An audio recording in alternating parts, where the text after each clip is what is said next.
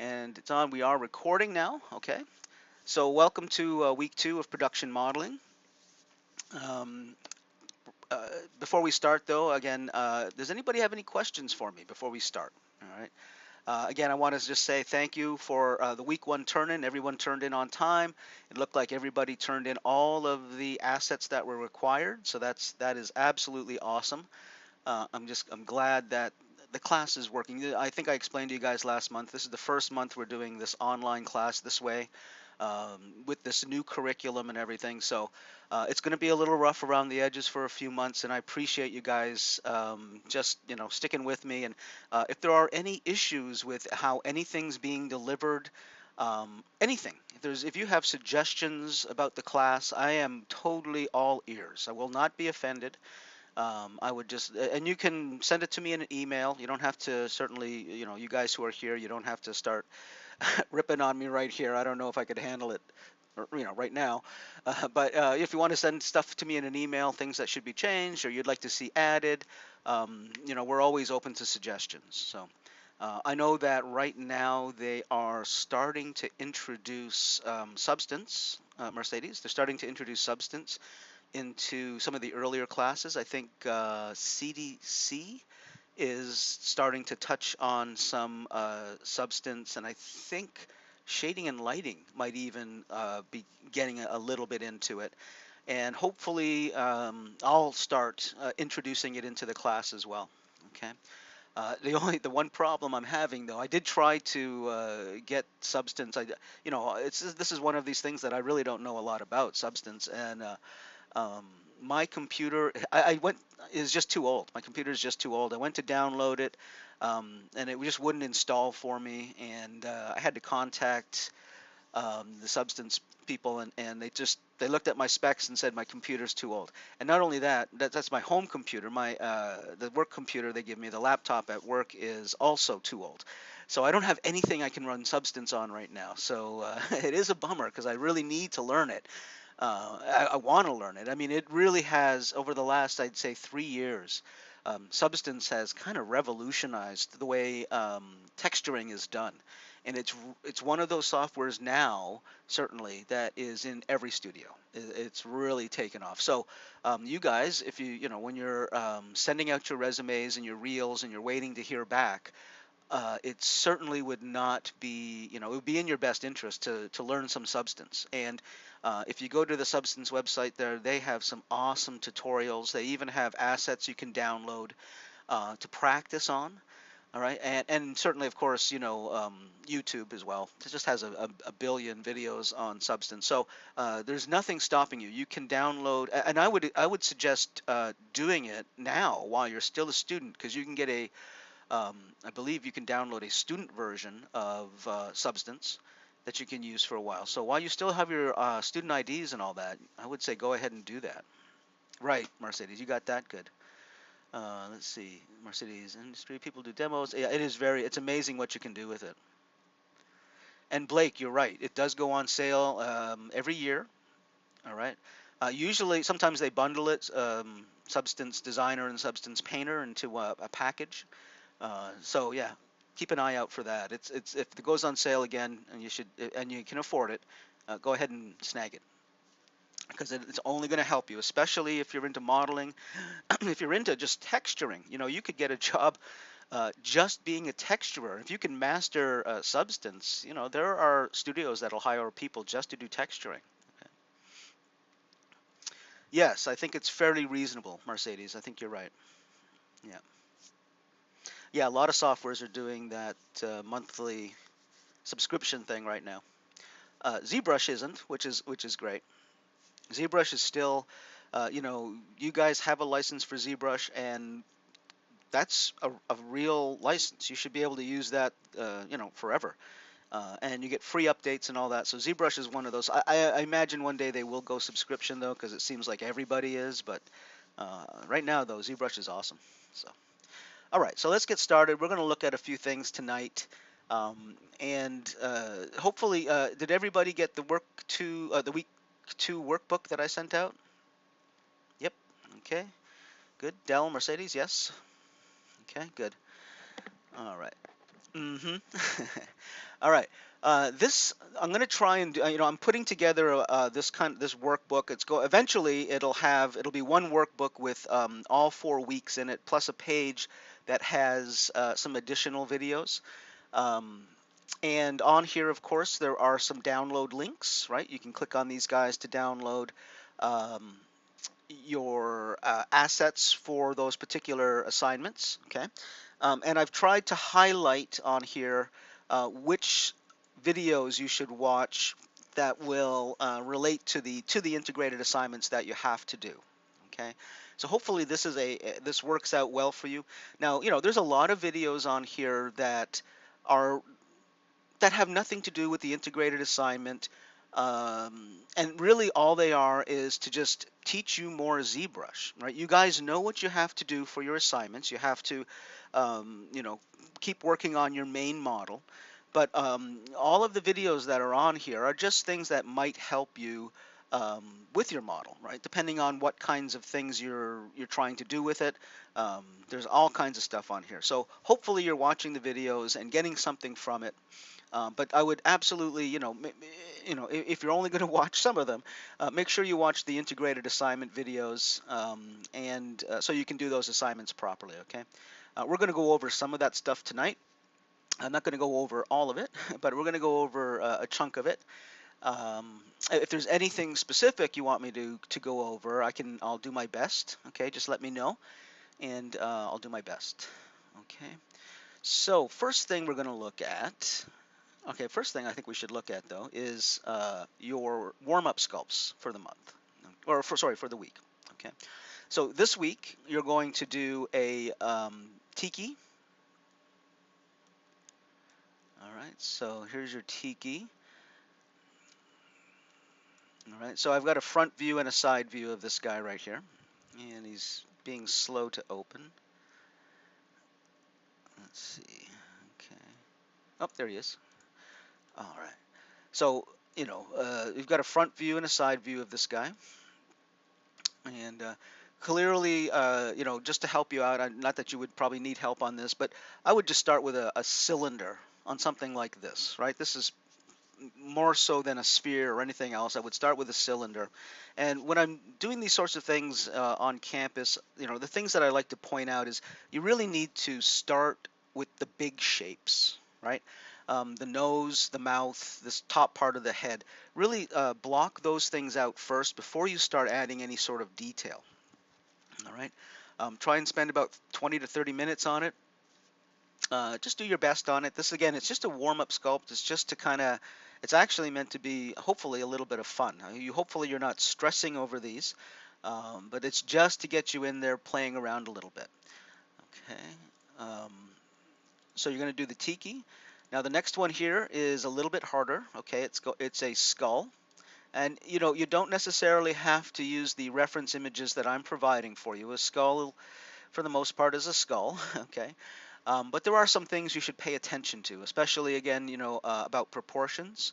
Um, I've got this in here, and again, use whatever reference you want to find. There's no shortage of this kind of reference out there.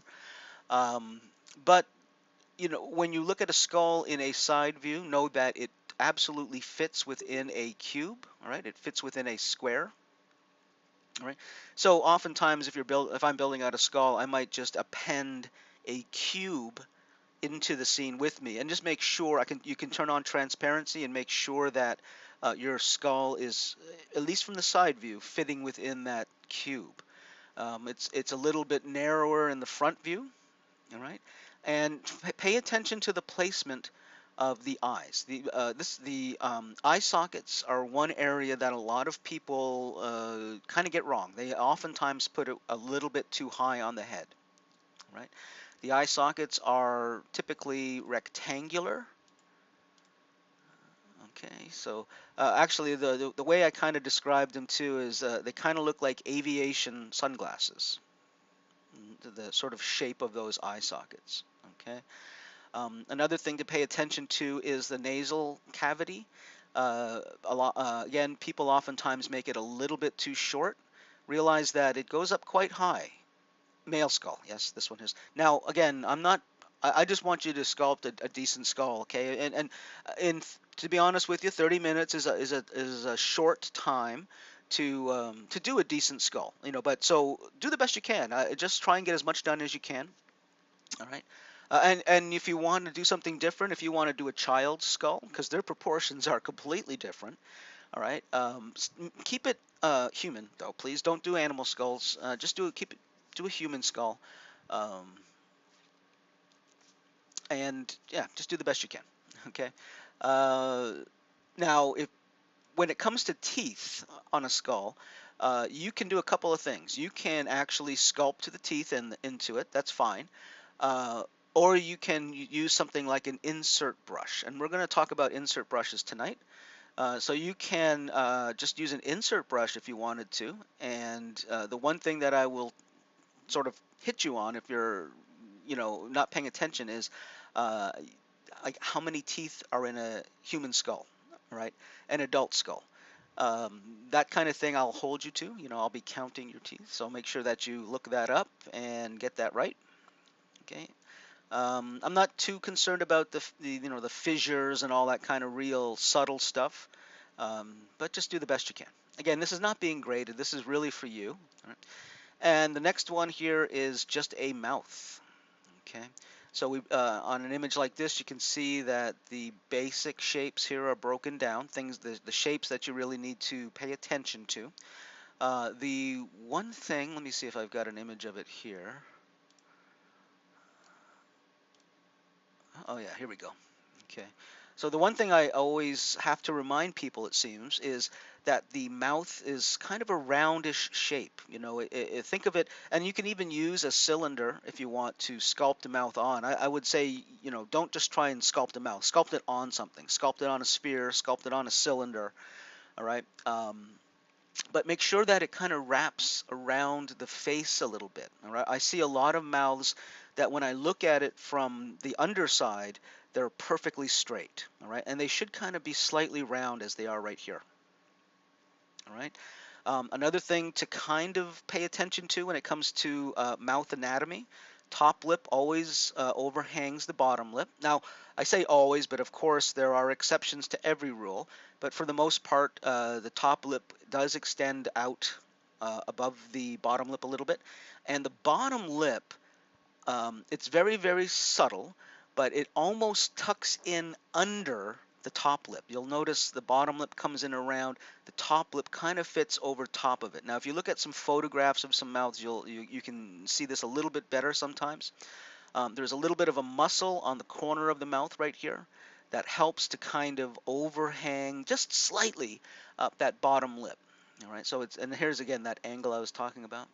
Okay, so again, just try and have fun. All right, those are your three warm-up sculpts for the month, for the week, for the month. Okay, and so just do those when you can. Okay. Any questions on those warm-up sculpts?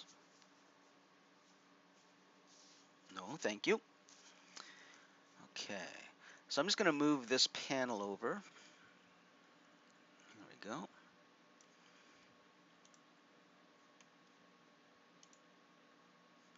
All right.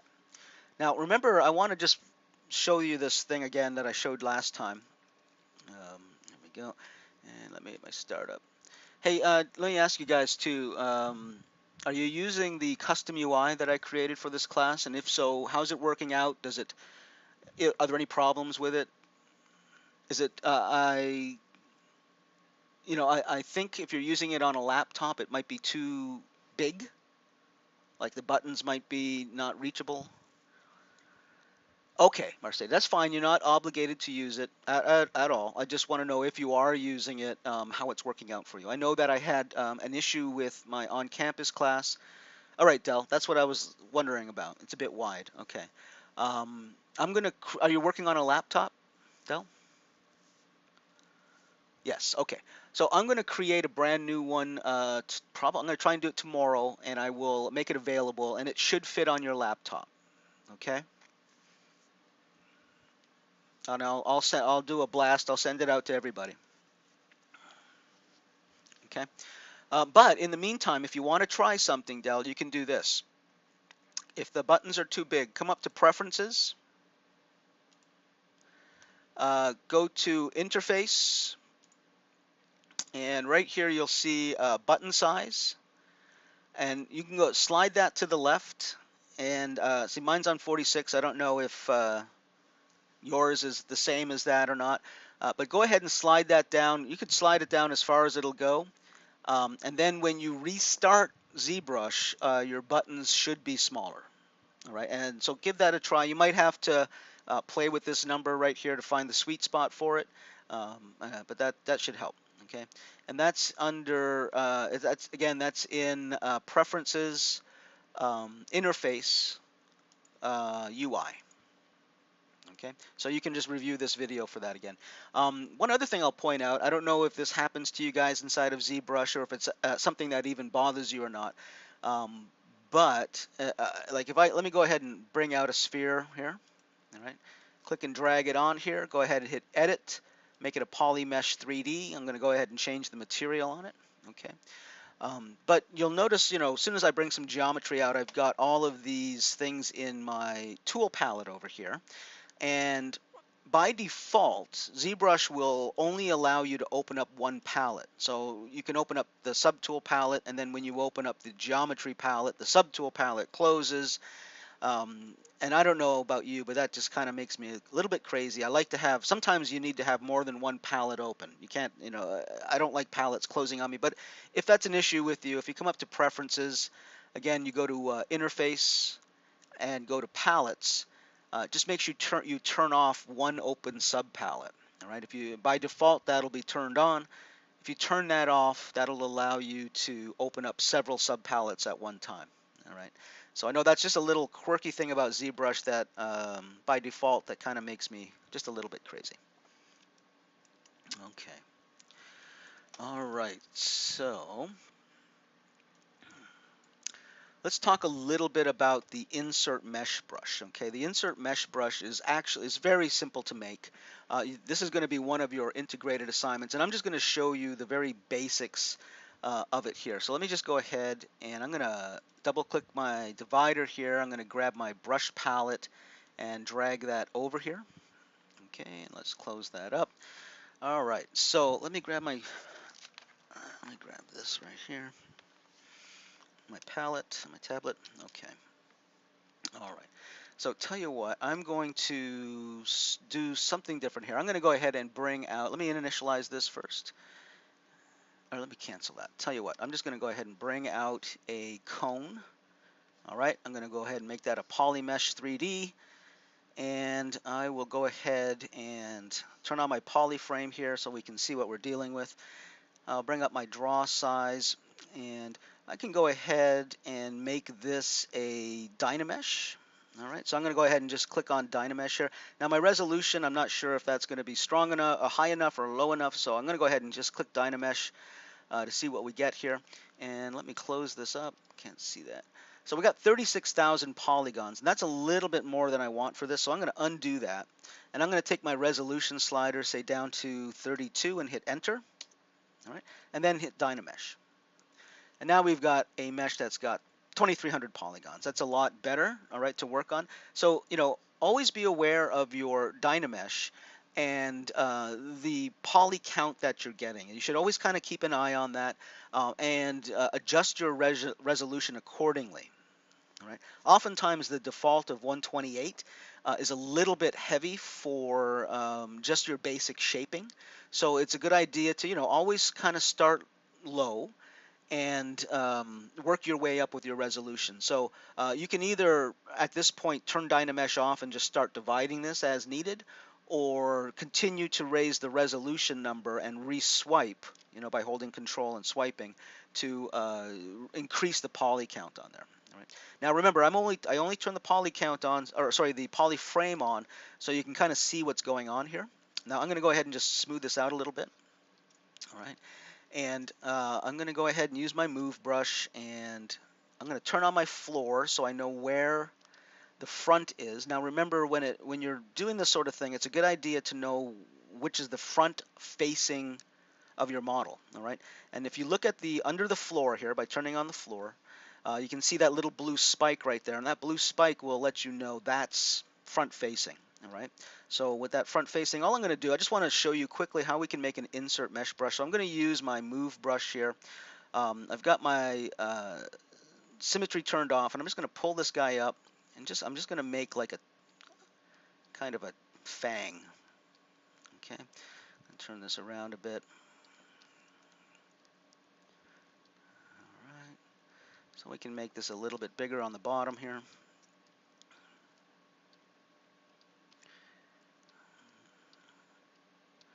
Maybe we'll do something like that. Okay.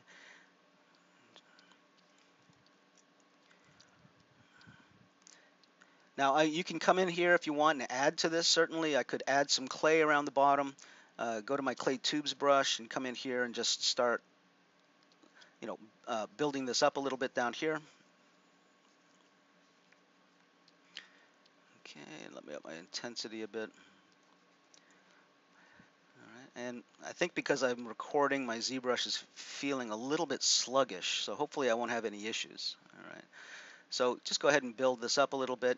So I guess the point I'm trying to make is when you're making an insert mesh brush, it really doesn't matter what you have. Anything can be an insert mesh brush, all right? So even if you created, say, an eye or an ear or something like that, you can use that as well as an insert mesh. So I'm going to go ahead and just move this down here a bit.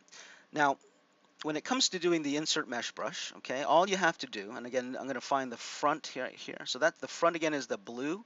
So I'm going to go ahead and rotate this guy so that I have him facing this way. Okay. There we go. And go back to draw here. And let me go ahead and control and swipe to re-dynamesh that. And I'm going to go ahead and use the trim curve brush here.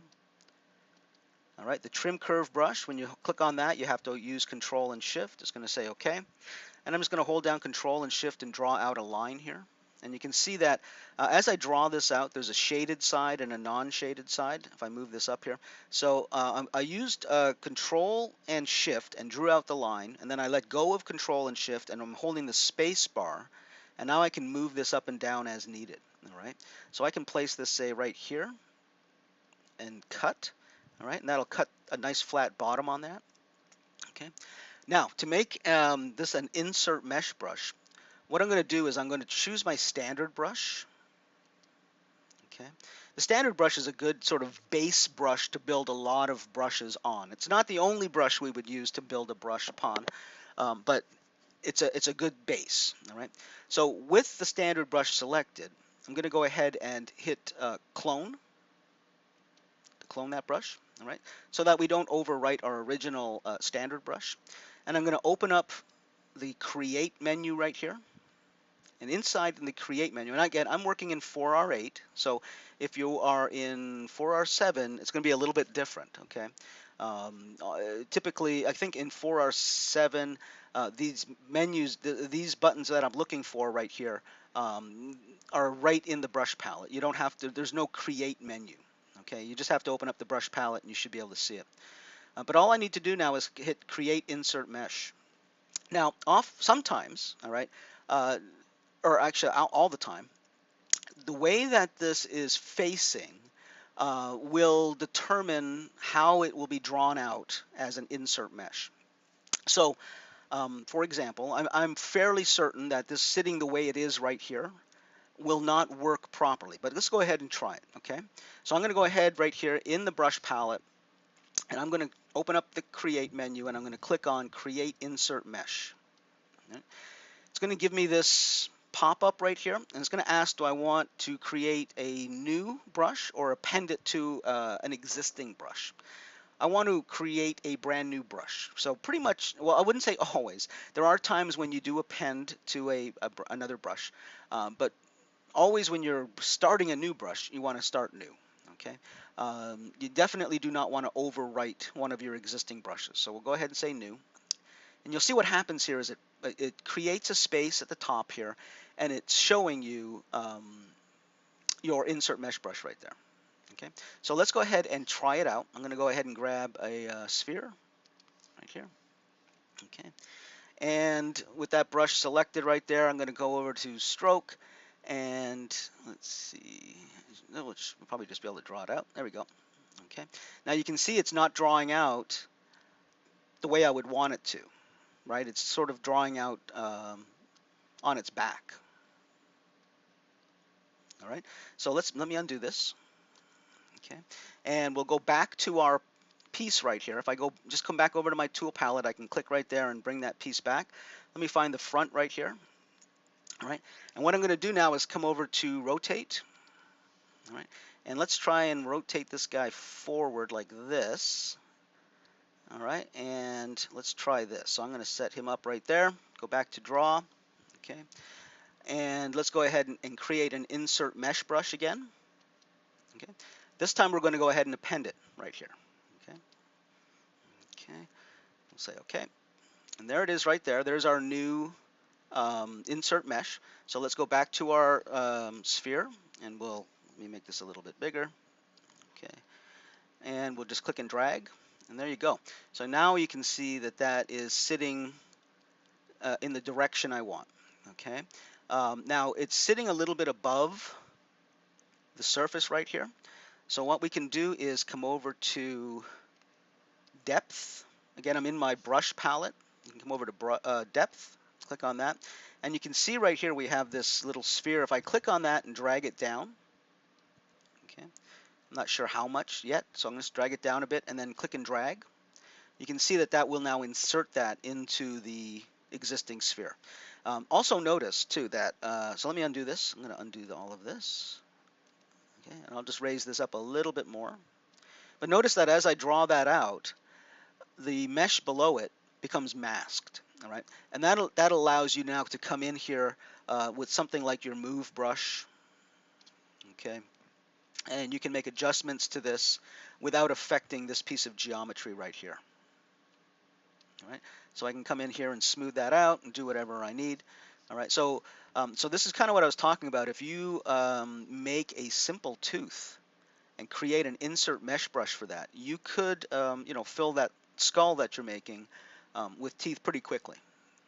All right, now if I want to go back to my brush here, I just need to click on that. You can see it right there in my tool palette. There it is right there, and it has that little number 2 next to it, telling me that I've got actually two brushes in here. Okay. Now to save this, if you're going to save this as a brush, what you could do, one thing that you could do here. All right, let me just snap this straight, move this over here. Let's say I just come in here and continue to draw this guy out.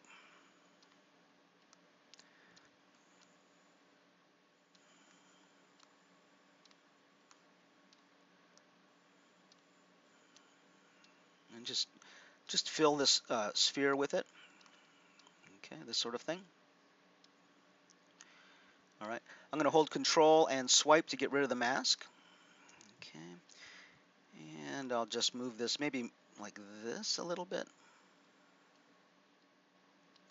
All right, and just kind of center this a little. All right. And if we come over to our brush palette right here, and if I hold Alt and click on Selection, right? Alt and click on Selection, that'll take a picture of this guy right here. So now it's created its own icon for this particular brush. Okay, and now all we need to do is save as. Okay, and this is the important part. It's going to save it as a ZBP. Right, this is the an actual brush. All right, a ZBrush brush preset. And if you want, you can go ahead and put it in your applications folder. Go to ZBrush 4R8, which is at the very bottom. Okay, you can go into ZBrushes, and you can put it into one of these folders right here. So I've got an insert IMM. All right, and let's go ahead and just call this tooth. All right, and actually, you should call it, to be proper here, this is an insert mesh brush. So it would just go by IM, And to be honest with you too, now I have two in here. Now I could go back in and delete that one right there. There's a delete button right here in the create menu right here, delete. So, by rights, I could have come in here and deleted that one brush right there because it didn't lay down properly. I could delete it. And then save this brush, right? And you saw I could add many more brushes to this. I could make different shaped teeth, all right, and just continue to append them to this one brush right here, all right. So I can have a whole set of teeth, um, and in that instance, it would be called an insert multi-mesh brush. All right, and you'll see that here in my insert folder. I've got all of these IMM, insert multi-mesh brush, IMM. So if you've got just one piece that you're inserting in your brush, it's an IM brush, an insert mesh brush. If you've got several pieces, it's an IMM brush, an insert multi-mesh brush. Okay, so this is going to be an IM, all right, because I really should have deleted that other one. And we'll go ahead and save it in here. All right, and now if I hit comma to go into my light box and go into brush, and then I scroll along here to find my insert folder right here. Whoops. Where is it?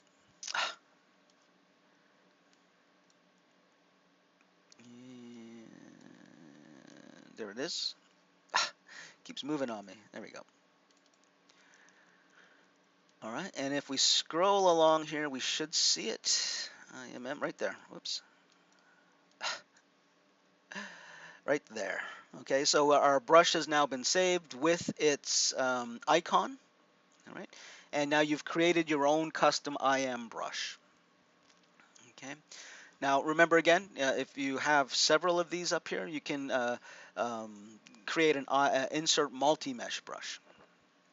All right, there's not much difference. So let me just show you some that already come with ZBrush. If you hit B on your keyboard and then hit I to isolate all of the I brushes, there are several IMM brushes that do come with ZBrush already. And for example, there is an IMM parts right here, so we can look at that. And again, you can see again in 4R8, it displays all of this stuff. If you're working in 4R7, if you hit M on your keyboard, it'll do basically the same thing. All right, by hitting M, it'll show you all of the brushes that are included in any insert multi-mesh brush. All right, so you could create your own kind of brush like this with your own body parts that you've created. So, and you don't even have to, like, you can take pieces of models you've already created. So if you've already created something that's got an eye, a nose, a mouth, an ear, you can separate those pieces from that model and create an insert multi-mesh brush with those pieces. So you don't have to create brand new pieces. You can, steal them from other models that you've created, hopefully, and just when you're working in a studio, these kinds of things obviously help you to work a lot faster. And of course, in a studio, time is money and all that kind of stuff. But the beauty of it, now this is a really kind of iffy ear. I don't know, this is not an ear that I would be proud of. But you can draw that on there. And the beauty of it, the beauty again of ZBrush is now you just have to come in with your move brush and start shaping this and making other changes to this to make it completely unique. All right. So let's make it, like maybe some kind of elf ear or something. Okay. Could even turn it into an animal ear. So you can, there's a lot of flexibility with this sort of thing. Okay. And again, if it's not sitting nice, right, you can come over to the depth panel right here and just sort of move that down and then draw it on again. Oh, I don't have my brush selected. Let's come back up here. All right, there we go. This guy, and all right. Oops, because you know what? It's it's brush sensitive, so I need to come up here now with that brush selected. Let me undo this, and just move this down, and then click and drag. Oops, see, too low. So you have to play with this a little bit to find the sweet spot. Okay. All right. So this is what a lot of pros do. They make a ton of their own custom brushes, and again, just to speed them along. Okay. There is one other thing. I don't know if it'll work here. Let me see if it'll work. Let me come down to, I'm in the brush palette. I'm coming down to modifiers here. And let me see, where is it? All right, so this projection strength, all right? So you can see, for example, this ear. Let me just try this again with this ear, or maybe, yeah, let's try it with the ear. Okay, so I'm going to go ahead and um, try and find. Let me raise this up a little bit higher. I don't know if it'll work with this, but I want to see if it will. Let me raise this up a little bit higher. Okay, all right, it's not quite right yet. All right, all right. So what you'll notice with a lot of times with the insert mesh brushes is they just sort of sit flat. All right, there's edges on here, right? And let me turn double on. You can see that a little better. All right, so let me undo that. If you come over to the modifier palette and you come down here to projection strength, that will help your piece. I'm going to move it all the way up to 100. I don't know if that's too much. And again, I don't even know if it'll really work on this piece. But it's going to help the geometry to snap to the surface a little bit better. So as I draw that out, um, and if I move it out, let's go ahead and see if I can move it out here. All right. You can see that the surface of that now is going to snap and fit and mold to the underlying surface a lot better. All right. So this projection strength, when it comes to um, insert meshes, the projection strength will just help it to mold. If you've got a flat surface, like that tooth I made had a flat surface, that'll just help it to round out and fit better. Okay. And while I'm here, I should also show you. Let me just undo some of this stuff here. Let me undo this. I'm just going to grab this guy and move this back.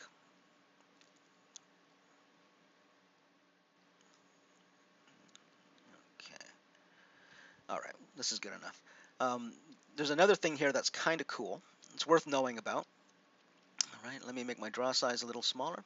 Again, in the modifier tab, again, of the brushes, right here we have this multi-mesh selector.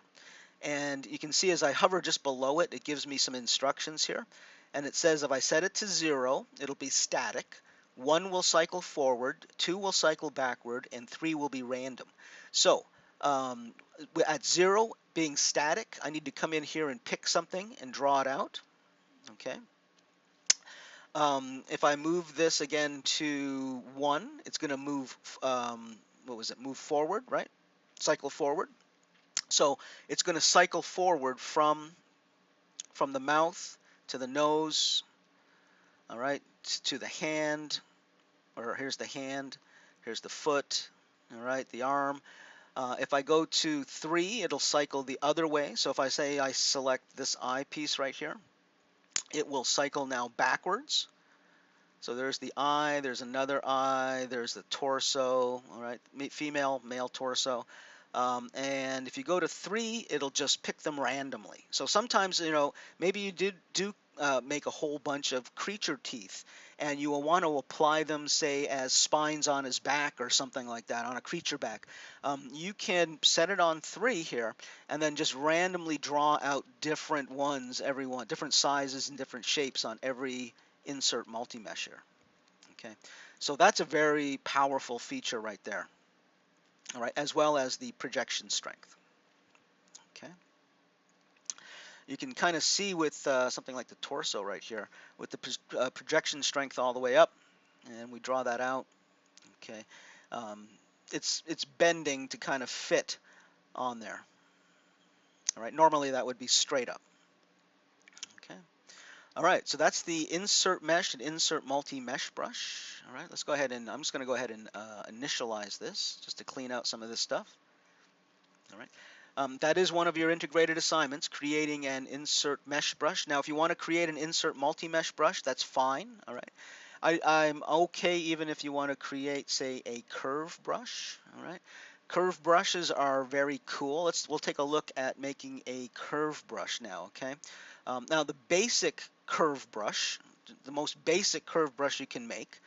I'm going to come in here to my big palette, my big square, and I'm going to bring out a cube. All right, and we'll click and drag that guy out. Hit edit. Um, let's see. Let me turn on my poly frame here. Okay. So what we can do, I'm going to go ahead and make this a poly mesh 3D and change the material. All right. And one thing that I'll introduce you to right here is down here in the initialize tab, right here. You know what? Let me back up for a second here before I use this cube. If you're not aware of the initialize tab, I'm going to go out and I'm going to go ahead and bring out, say, this ring. All right. Now, when you bring something out from the tool palette, from right here, one of these primitives, all right, you have this access to this initialize tab right here. And this initialize tab, if you notice it right here, it'll be different for any piece that you bring out. So right here, you notice we've got scale and twist and another twist right here. If I bring out, say, this gear, all right, we've got different functionality in the initialize tab, all kinds of different functionality.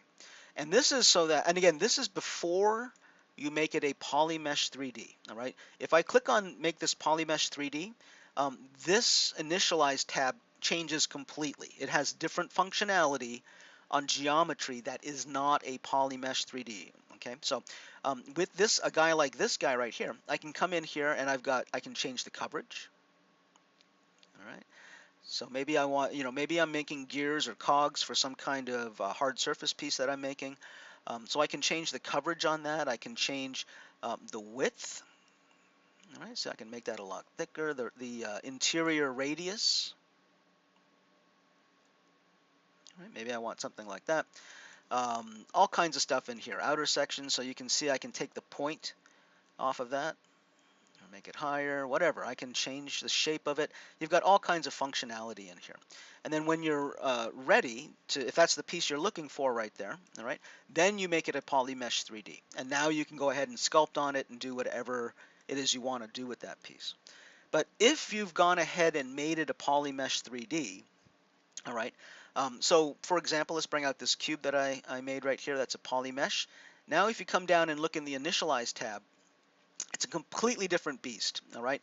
Once you make it a polymesh 3D, this initialize tab does something different. So if I go ahead, now let me just turn on my poly frame. You can see that we've got geometry that has those ugly poles on it, on both ends, all right? Which again, you would either Z remesh this or dynamesh it if you plan to sculpt on it, only because it's, you can't sculpt on those poles, they're horrible. Or if I wanted to take this cube out and do something else with it, say for example, use the Z remesher brush or something, I can just click on right here, cube. So I can make either a cube, a sphere, or a grid. All right, not sure what the grid is, but the cube, see what happens here? It gives me a brand new cube with very low geometry. All right, very low geometry on there. Okay, and if I come over here now and let's see, I can do that. Let me turn on double. All right, and there you go. So I hold on. Let me undo that so you can see what I did here. All right, I'm holding down Control and Shift and just clicking on the top piece and then clicking again, and that's going to hide those polygons. All right, and now I want to delete those hidden polygons. So if I come over to Geometry and down here under Modify Topology, there is Delete Hidden. All right. Now, if you're using the custom UI I've given you, the Delete Hidden button is down here. All right. But you can go ahead and hit Delete Hidden, and that'll now delete those top and bottom pieces. So now we can take this guy and just to make a simple curve brush, let me show you. I'm going to go ahead and just scale this guy in a little bit. All right, something like this. Okay, simple piece just like that. All right, so just to make a simple curve brush, this is all I need right here. Okay, and again, to make a curve brush, I need to come over to my brush palette first and make it an insert mesh brush.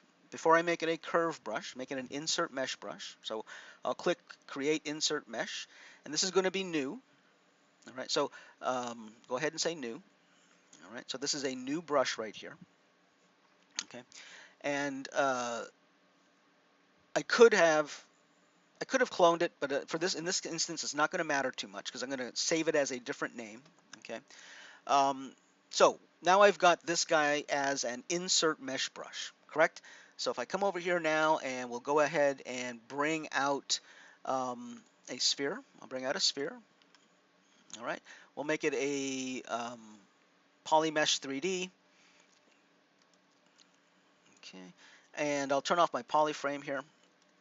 And I'm going to go ahead now with this insert mesh brush and just drag this guy out. And you can see this is all we get. All right. Nothing special, nothing fancy.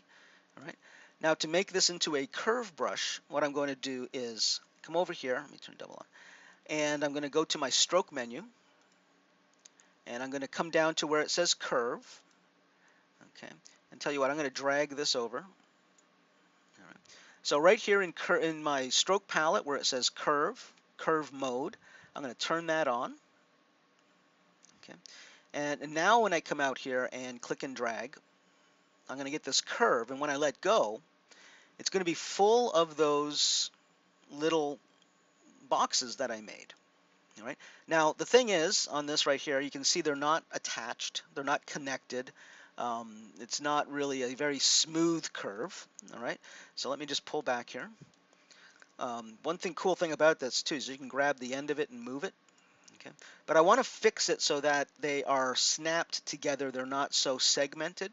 So if I come again down to my brush palette and I scroll down, let me close up this, and again I come to modifiers, right here, modifiers, and I'm going to turn off triparts, turn on weld points, and I'm going to take the curve resolution all the way up. All right, this weld points is really key. So now all I have to do is just click on that curve again, all right, and you can see that that's joined all of those up, and now I've got a nice strap brush. Okay. If I'm happy with it, I can just click on this geometry right here, and that will delete the curve. But let me just bring that curve back. So you can see while the curve is active, if I make my draw size bigger and click on it, it'll give me a larger strap. All right. You can edit it. You can grab it anywhere here and just move it around. Okay. And I can also add to the end of it. So if I come in here a little bit closer, all right, and if I put my cursor close to the end, you'll see a little red dot or a little red line sort of stretch from it. All right from there. It's kind of short, but when you get close, you'll know that now I can just click and drag, and I can continue that curve. Okay, so that's the essence of a curve brush. You just make a insert piece. All right. One thing that I like to do is let's see, where is it? This guy here. Yeah. Say something like this guy right here. Um, and let me go ahead and scale him back out a little bit. All right. I'm going to turn on my polyframe, and I'm just going to say I'm going to hold down Control, and I'm going to mask out this end and this end.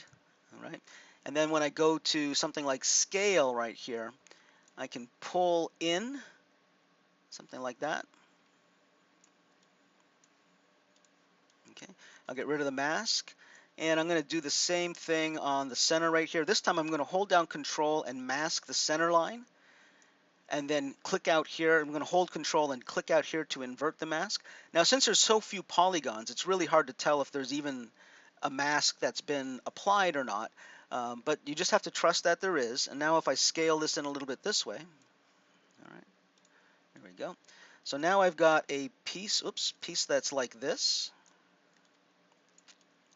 All right. So now I can come over here and again to my brush palette, come over here to create insert mesh. I'm going to append it to this one right here. This will say OK. All right. So there's my new insert mesh brush. I'm going to make sure that I'm going to go to my stroke palette. And make sure that curve mode again is turned on. So now let me go to that sphere. This guy here. Okay. And let's let me back up a little bit, get rid of this guy. Okay. And now with this new insert curve mesh brush. All right, so it's really a curve brush. If I click and drag, all right, this is what I get here. And again, I need to come over here to brush, turn off parts, weld points, and take the curve resolution up and just click on it.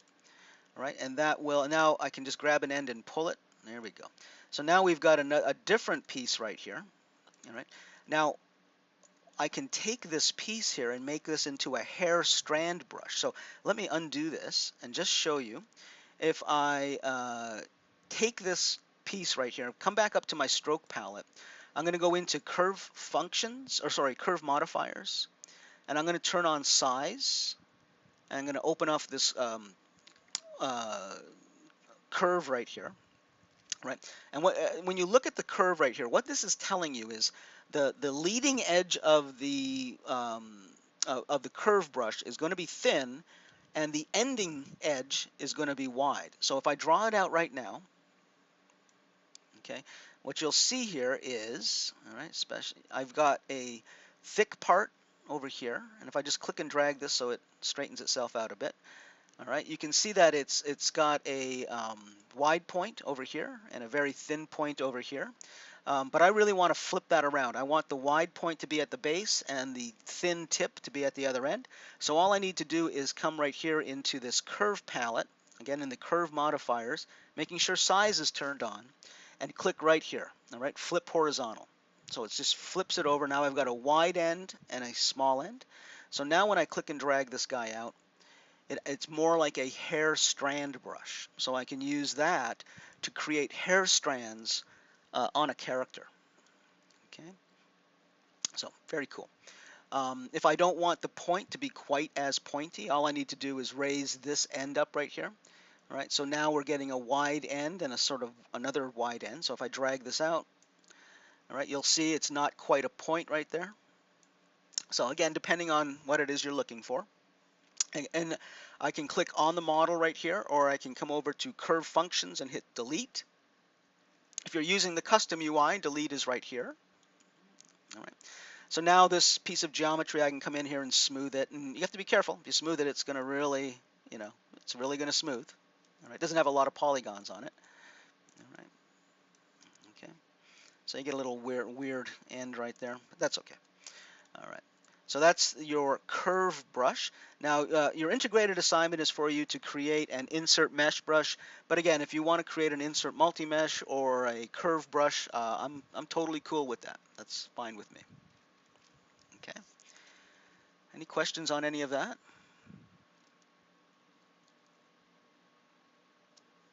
No questions? Thank you, Mercedes.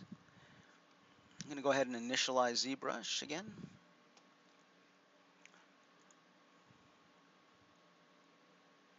So we're going to look at a couple of other functionalities. Oh, well, good. I do too, Blake. I know that I wish there's a lot of talk, in my on-campus class is always saying that they wish they had this class about 6 months earlier.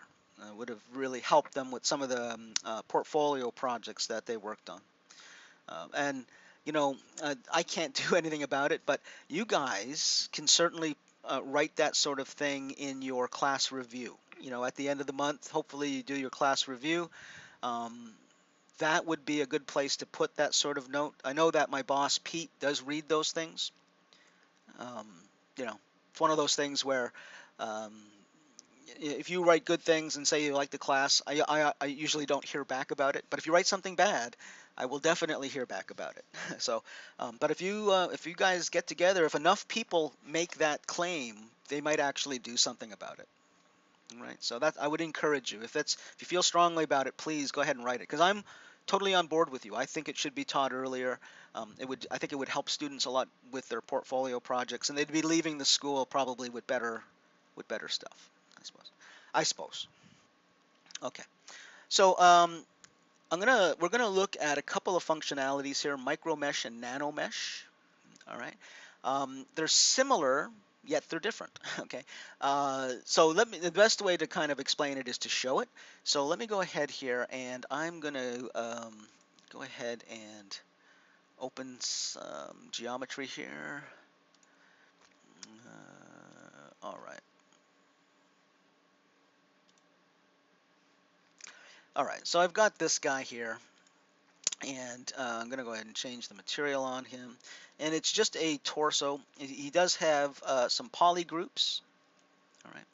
And I want to make a shirt that he can go out clubbing in. He's a party animal, and he needs a shirt to go clubbing. So I'm going to go ahead and hold down Control and Shift and hide some of these poly groups right here. All right, just like that. I'm going to come over to the subtool palette. Actually, let me hold Control and Shift first, bring all that back. First thing I should do before I do anything in my subtool palette is duplicate this entire piece. All right, it's always a good idea to kind of work non-destructively. Oftentimes in my subtool palette, I'm duplicating all kinds of pieces so I can try things with them, just so that so that I don't, mess up the original. So making a duplicate is always a good idea. I'm going to turn off the visibility on the original one right there, and I'm going to turn off the visibility on the eyes right now. I don't want those either. So I'm going to hold Control and Shift again and just click and hide all of those poly groups. And because this is a duplicate, I'm going to go ahead and hit Delete Hidden. Now remember, Delete Hidden is in the Geometry tab near the bottom in the Modify Topology, Delete Hidden. All right, so now we've deleted the head and arms on here. Now, for micromesh to work, it tends to work, well, what micromesh is going to do, it's going to replace every single polygon on here with another piece of geometry.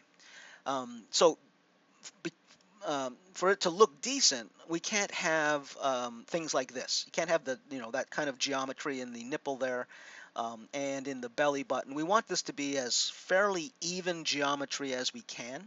So what I'm going to do is I'm going to go to my Z remesher. This is in Geometry, Z remesher. I'm going to open that up. And I'm going to go ahead and turn adaptive off, take the adaptive size all the way down to 0.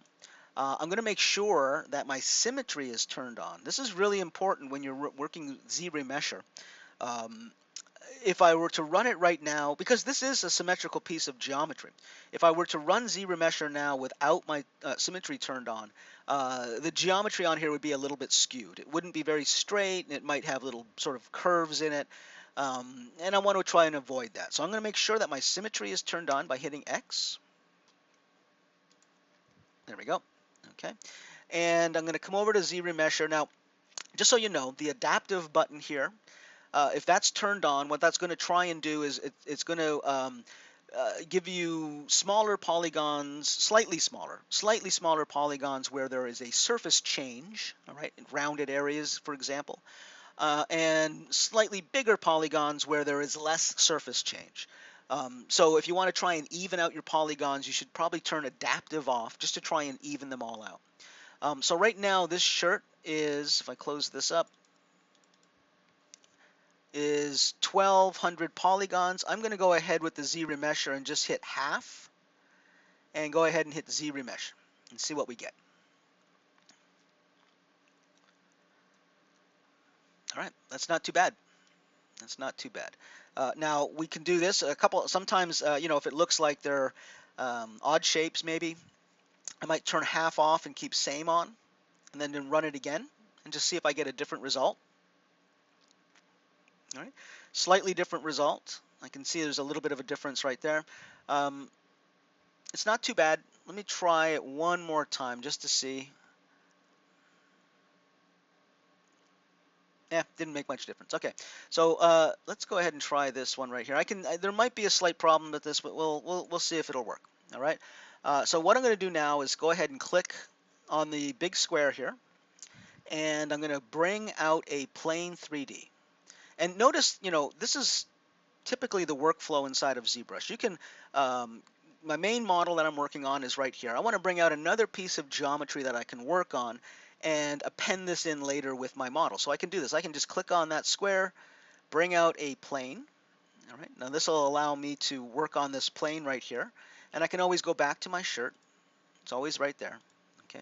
So with this plane right here, I'm going to come down here, and remember with the Initialize tab, I can make changes to this before I turn it into a polymesh 3D.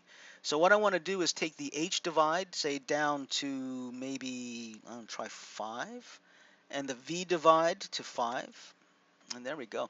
And you can see this is exactly what I'm looking for. All right, so I've got um, four across, four down, and I've got the center area right here. Okay, so that's good. I'm happy with that. And I'm going to come over here now and make this a polymesh 3D. All right, so now this is a sculptable piece of geometry. And if I hold down Control and Shift, it'll give me this box right here, and you'll see that it'll keep whatever's in that box and hide everything else. If I hold Control and Shift and click out here, I can bring it all back. Right? So I can hold Control and Shift and hide and show different pieces of this. And I can also, so if I hold Control and Shift, I get the green box and it'll keep all that stuff. All right. If I hold Control, Shift, and Alt at the same time, it'll hide those pieces that are there. Okay. So what I'm going to do is hold Control, Shift, and Alt and hide the middle, just like that. All right. Control, Shift, and Alt and hide the middle, just like that. And now I'm going to go ahead and delete hidden. I want to delete those polygons right there. I'm going to go to my move brush, okay, with my symmetry turned on. Okay, and I'm going to make sure I come up to transform as well, and I think it's Y. So yeah, so I've got in my symmetry, I've got X and Y turned on just for a second here. So now I can come over here with my move brush and just click and drag, pull this out a little bit like that, and then up here, and same thing, click and drag, create this sort of shape. All right. I'm going to go back up to transform and just turn that Y off right there. All right. So now I've got this piece of geometry that we're going to use for our micro mesh. All right. Now, before I do anything else with this guy, there is one couple of things I should do. If you look closely at it, especially around the edges, all right. I know that it's really going to be hard for you to see it. You probably won't be able to. But there is a dotted line all the way around the border of this, and that indicates a kind of a holding edge. All right. Um, in ZBrush, they call it a crease. Um, I want to get rid of those creases. I want this to be smooth. I don't want there to be hard edges around each one of these polygons. So if you come into your Geometry tab, come down to Crease, there is an Uncrease All button. So I'm going to click on that, and that will get rid of that little dotted line that was all the way around there. And again, you can't see it. It's really slight. Uncrease all. We'll get rid of that. All right. So now we're good to go. There's one other thing. Sorry. One other thing. I'm going to come down here to Deformation, and I'm going to click on Unify. And clicking on Unify will just ensure that it is in the center of world space. Okay. You didn't see it move or anything. That's probably because it was already in the center of world space, but I just like to make sure. All right, you're not hurting anything by doing that. All right. So we've got our piece here. That's all we need. If I come back up to my shirt, let's go back over to the shirt. Okay, and pull this guy up here. All right. I'm going to come down now to down to that Modify Geometry tab. All right, that's in my Geometry, Modify Topology. You'll see a micro mesh button right here, micro mesh. So I'm going to go ahead and click on that, and it's going to allow me to choose this piece of geometry that I just created. All right. So I'm going to go ahead and click that, and when you do, you always get this warning. Micro mesh is only visible in Best Preview Render. Turn on Draw Micro Mesh in the Render palette. So I'll say OK. I'm going to come up to the Render palette, go to Render Properties, and then right here you'll see Draw Micro Mesh. All right. And before I do that, let me just scroll in here because you might be able to see it. I don't know if you'll be able to see it or not. But when you turn this on up here, Render, Render Properties, Draw Micro Mesh. All right. You can't quite see it. All right. Usually there's maybe if I pull away. No, you can't quite see it. There's these little white dots that show up, and it's really hard to see, but I can see it over here on my end. All right, now micro mesh has been applied. For us to see it, we need to render it. So again, if you're using the custom UI, the BPR button, the best preview render is right there. If you're not, it's up here, and it will be in render passes, BPR render pass right here. All right, BPR. So we'll go ahead and click that and let it run. And you'll see, there's our shirt right there. Let me turn our polyframe off and rerun this. Let me get a little bit closer. All right, we'll just turn this a bit. BPR.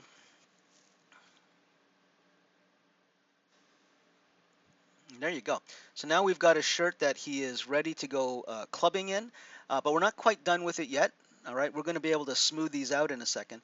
But one thing that I want to do, uh, actually, no, we can go ahead and do that right now. Let's go ahead and do it. So to convert this now, you can see that we can only see it if we render it. All right, and that really doesn't do us a lot of good. So we can go ahead and make this into geometry.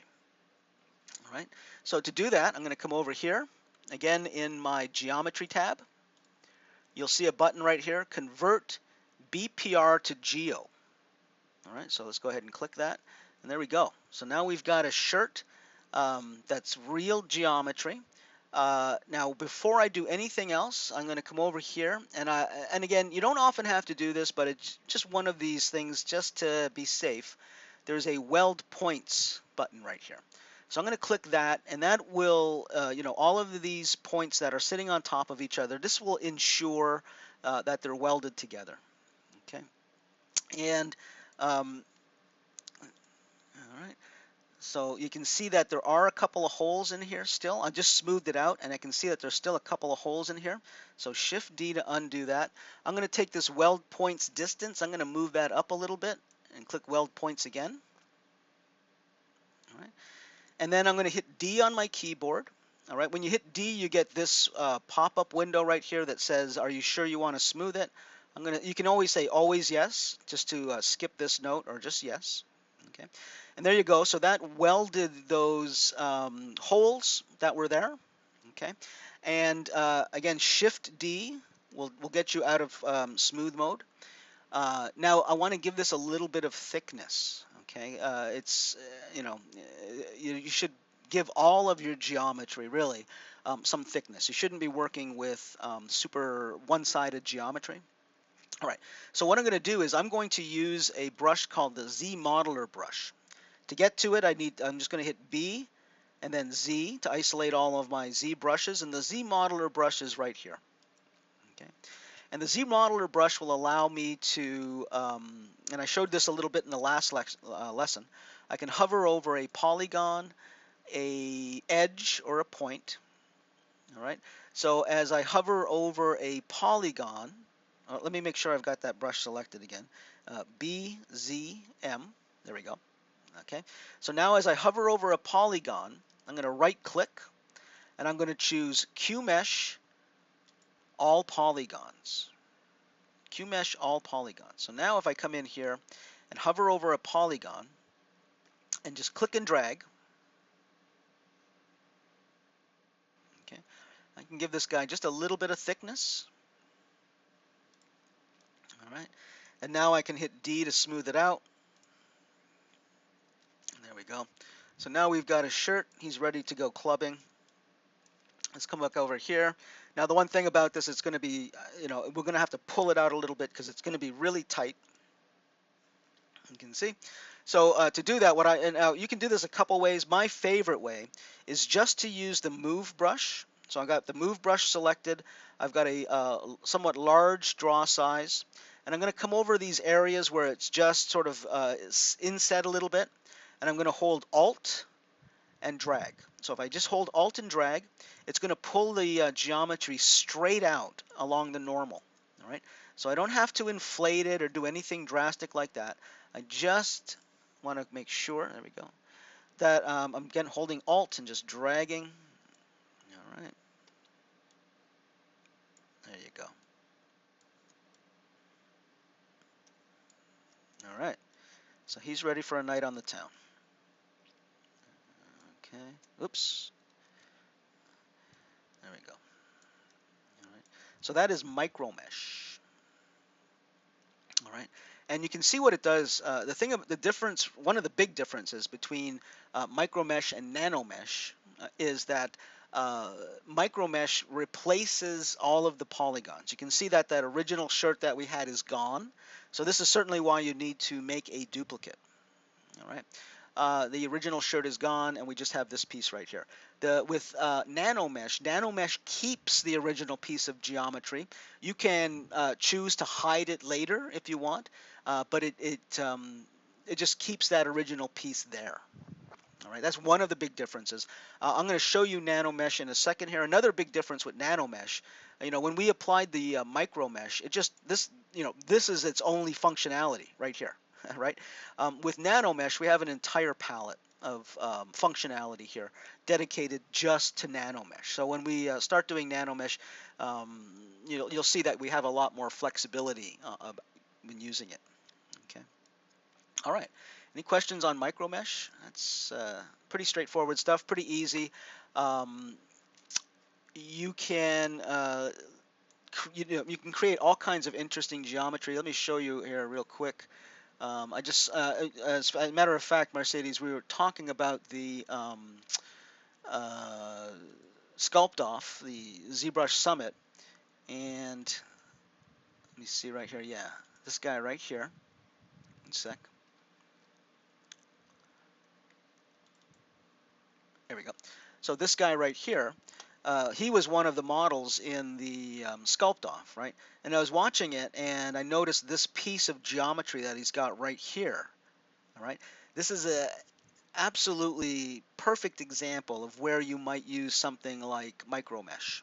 All right, you just create that shape right there, that broad shape. Create one little sort of cross star piece, right? One little sort of cross star piece there. If we zoom in on this a bit. All right. All right. You just got to make one sort of square like that. Now, there's no reason you can't make that original piece of geometry. That original square I made over here. There's no reason you can't make something like that in Maya if it's easier for you, right? If it's a somewhat complicated shape like this, bring it into ZBrush and apply it as micro mesh, and there you go. Give it a little. I can see this has a tiny bit of thickness to it, and make an interesting piece like that quite quickly. So yeah, so that's an excellent use of micro mesh there. All right, let's look at nano mesh here. I'm going to go ahead again and initialize ZBrush.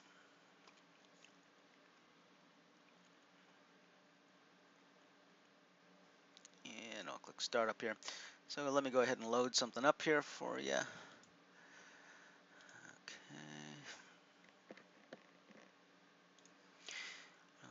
Oops, nano mesh. Okay, let me see.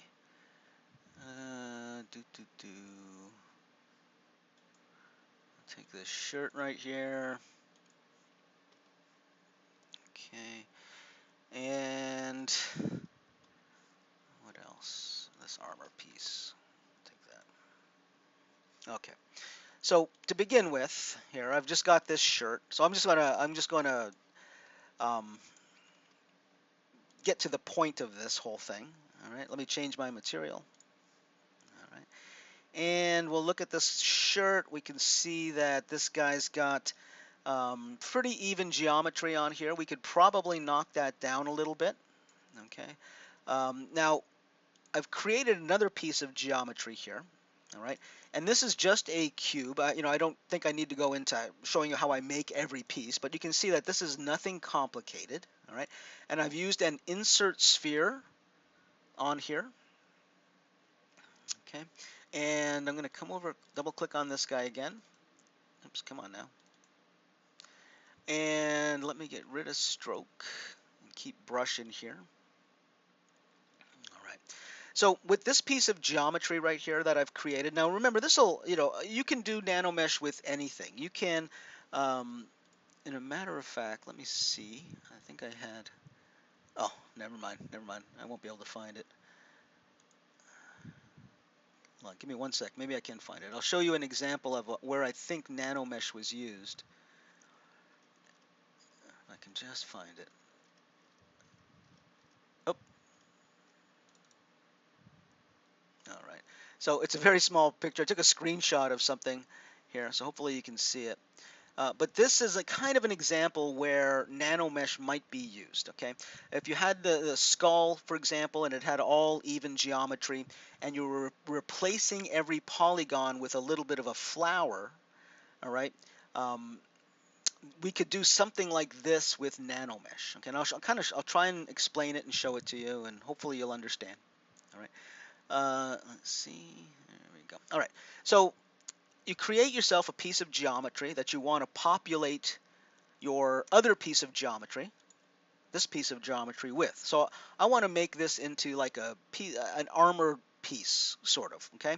Now I could come in here and make the polygons a little bit lighter on here. Again, if I go to geometry and scroll down and go to Z-Remesher, I'll turn adaptive off, and let's go ahead and let's see. Let me see what my poly count is on this. 3,300. Okay.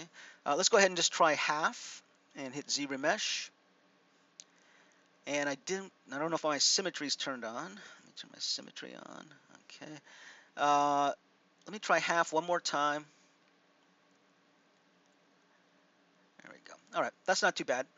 That might work right there. We'll go ahead and try that.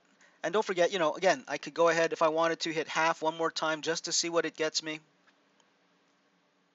All right. Um, that might work right there.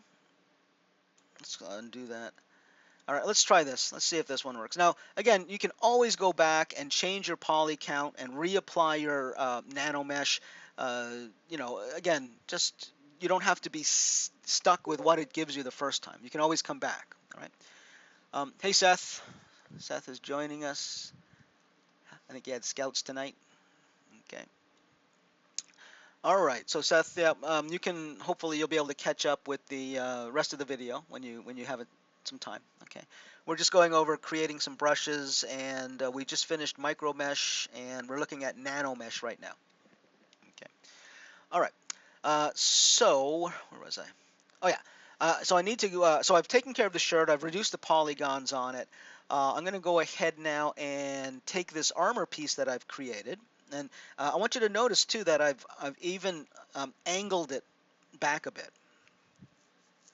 Oh, 5 full time. Wow, Seth, awesome. All right, cool. Um, so yeah, here we are. So I've got this piece here that I've created, and I want you to notice that I've angled it back a little bit, all right? And it'll become apparent why I've done that when we apply it. So I'm going to again come over to my brush palette, come down to the Create menu, and I'm going to click on Create Nano Mesh Brush. And this will create a nano mesh brush from this. Okay. Oops, sorry. I forgot. First, you need to create an insert mesh brush first, then create so create insert mesh. We'll say new, okay, and then create a nano mesh brush. All right, there we go. So now if I come back to my shirt here, and I hover in here, and I'm going to hover over a polygon, right click. I'm going to choose insert nano mesh, all polygons. All right. Now, because we created a nano mesh brush, when we come over here and right click, insert nano mesh should already be turned on. You shouldn't have to select that. But you do have to control your target, single polygon or all polygons. You can even, of course, just do it to a strip or a poly group, if you will. Okay. So we're going to do all polygons. I'm going to come in here and click and drag. And you can see that populates that entire piece right there. A little big. Let me undo that. Okay. Now you'll notice that they are coming in at all different directions here. That's not a big deal. All right. We can do a couple things to fix that. If we come over to our geometry tab, and again come down to modify topology. All right. We can click on Align Edge right here, Align Edge. All right, and you can see that will move them, but they're still not, some of them are facing the wrong way, some of them are still upside down. So now let's go into our Nano Mesh palette right here. All right, and you can see this is where we start playing around with some of this stuff. This is how it's a lot different than Micro Mesh. Okay, so what I want to do first off is take the Z rotation to 0, so that they're all straight. All right, and I'm going to come down here to alignment. Okay, and right here, align to normal. And there we go. And that's now flipped them all the right way. All right.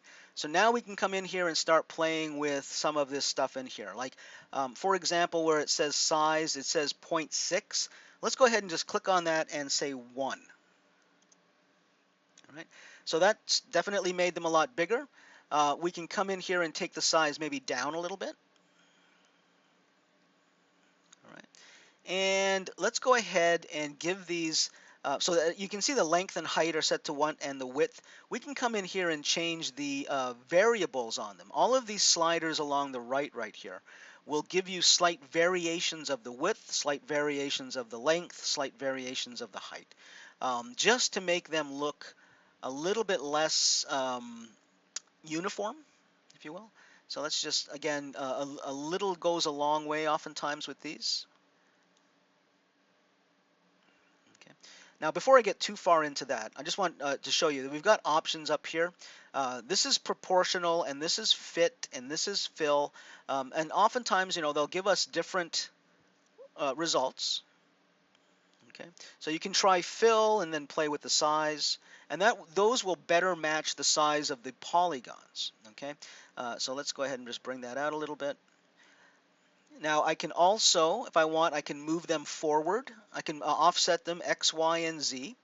And so let's go ahead and try Y here. Let's see what that does. And that's going to move them up. All right, so let's zero that out. And let's go ahead and try Z. There we go. Just pull them out a little bit. Okay. So here we go. We've got the beginnings of a armor piece. All right. We have all of this stuff in here that we can play with to change the rotation and size and length. There you go. If you hit clip here, you'll see it'll sort of clip off any pieces that are extending past the shirt. Kind of clips them off a little bit. Okay. And down here under inventory, if you want to make this now all one mesh, all right, you're going to come down here to inventory, again in the nano mesh functionality, all right, into inventory and one to mesh. All right, one to mesh. Now let me turn my polyframe off. And there you go. So now we've got that piece of geometry as a new separate piece of geometry. Okay. That's the basics of nanomesh. So with nanomesh, you have to create a piece that you want to use all over the model. All right. And just to go back to this guy right here, those flowers could have been applied to that skull. Oops, let me move this over, use this one. All right, and then all you need to do is take a piece of geometry and stretch it out over here. Just stretch it out, and then apply the nanomesh polygon by polygon where you want it. All right, so and then hide that piece of geometry, and it looks like those flowers are just blowing off of that. All right, so hopefully that makes sense to you. I know it probably sounds confusing, but just understand that there would be a piece of geometry where these flowers are that is actually hidden, and these flowers are probably used something with nanomesh, and that creates the illusion of them sort of flying away. Okay. All right. Any questions, guys? You guys are awfully quiet. Blake, the stretched mesh would basically act as an armature. Yes. Yes. Basically, yes. Okay. Cool. All right. I'm going to show you guys an alpha brush that I didn't go over on the where is it here? Okay. Yeah, an alpha brush that I didn't go over in the workbook here. Seth, I know you came late, so just want to make sure you got the workbook I sent out this morning, I believe. Um, this is going to be really what you're going to be using for all of your stuff.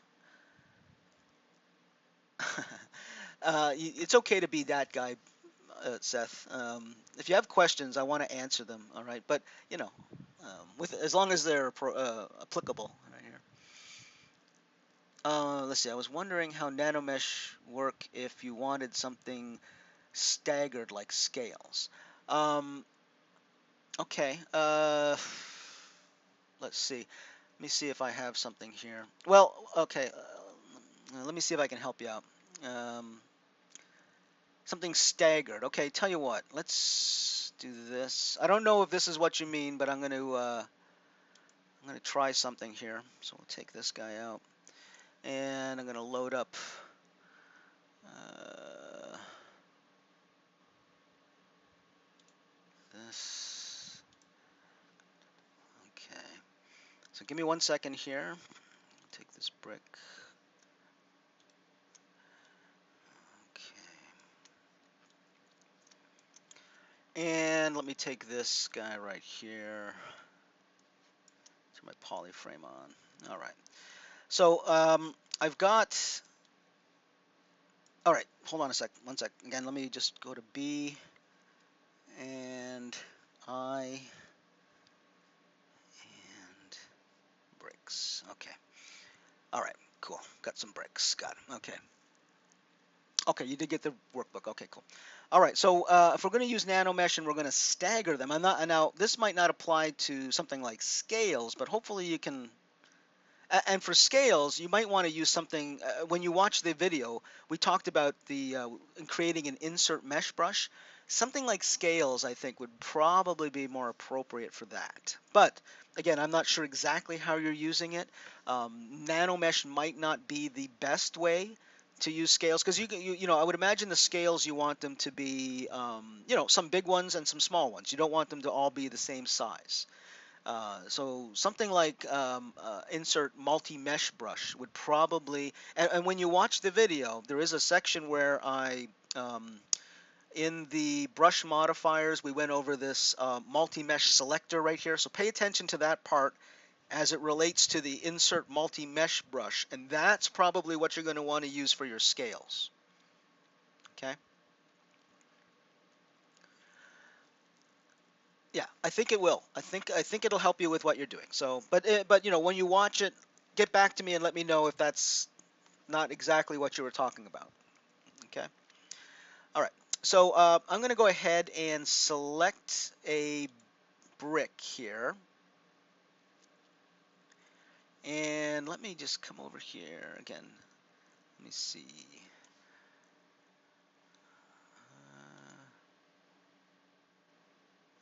Okay, I'm just trying to figure out how I might show this to the best here. Um, okay, let's take a brick and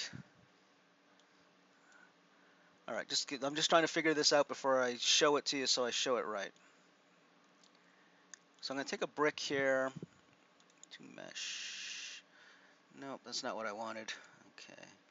All right, let me take this brick right here. I'm going to rotate this. Okay. And go back to draw. I'm going to go ahead and make this an insert mesh brush. Okay, we'll make it new. Then I'll make it a nano mesh brush. Okay. I'll go back to this brick wall here. And what I'm going to do before I go back to this brick right here, I'm going to right click and I'm going to polygroup a poly loop. Okay. And if I come in here close, all right, and you'll be able to see that as I rotate around here, hopefully you can see it. There's a little, let me make my draw size smaller. Hold on, make my draw size smaller, you'll be able to see it. Okay. All right. So you can see this little tick, this little line that as I move around, it points to the left, and now it's pointing to the right.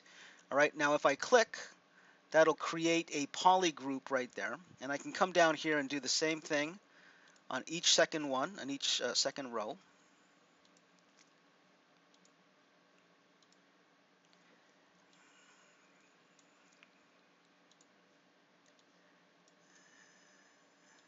All right. So I've got alternating poly groups here. Okay. I'm going to go back to, I'm going to right click on a polygon and go insert nano mesh to polygroup all. I'm doing this right. Polygroup all, and we'll click and drag, and there's our brick. Okay, so we'll click and drag him out, kind of get him to the right size here. All right, let's go over to our nano mesh palette. Okay, and here we can go ahead and try and do like fit. Let's see what that does. All right, fill. All right, fill seems to work pretty good. We can probably make the size tiny bit bigger if we wanted these bricks to butt up tighter to each other, or we could leave some space so that we could drop in some mortar or something like that.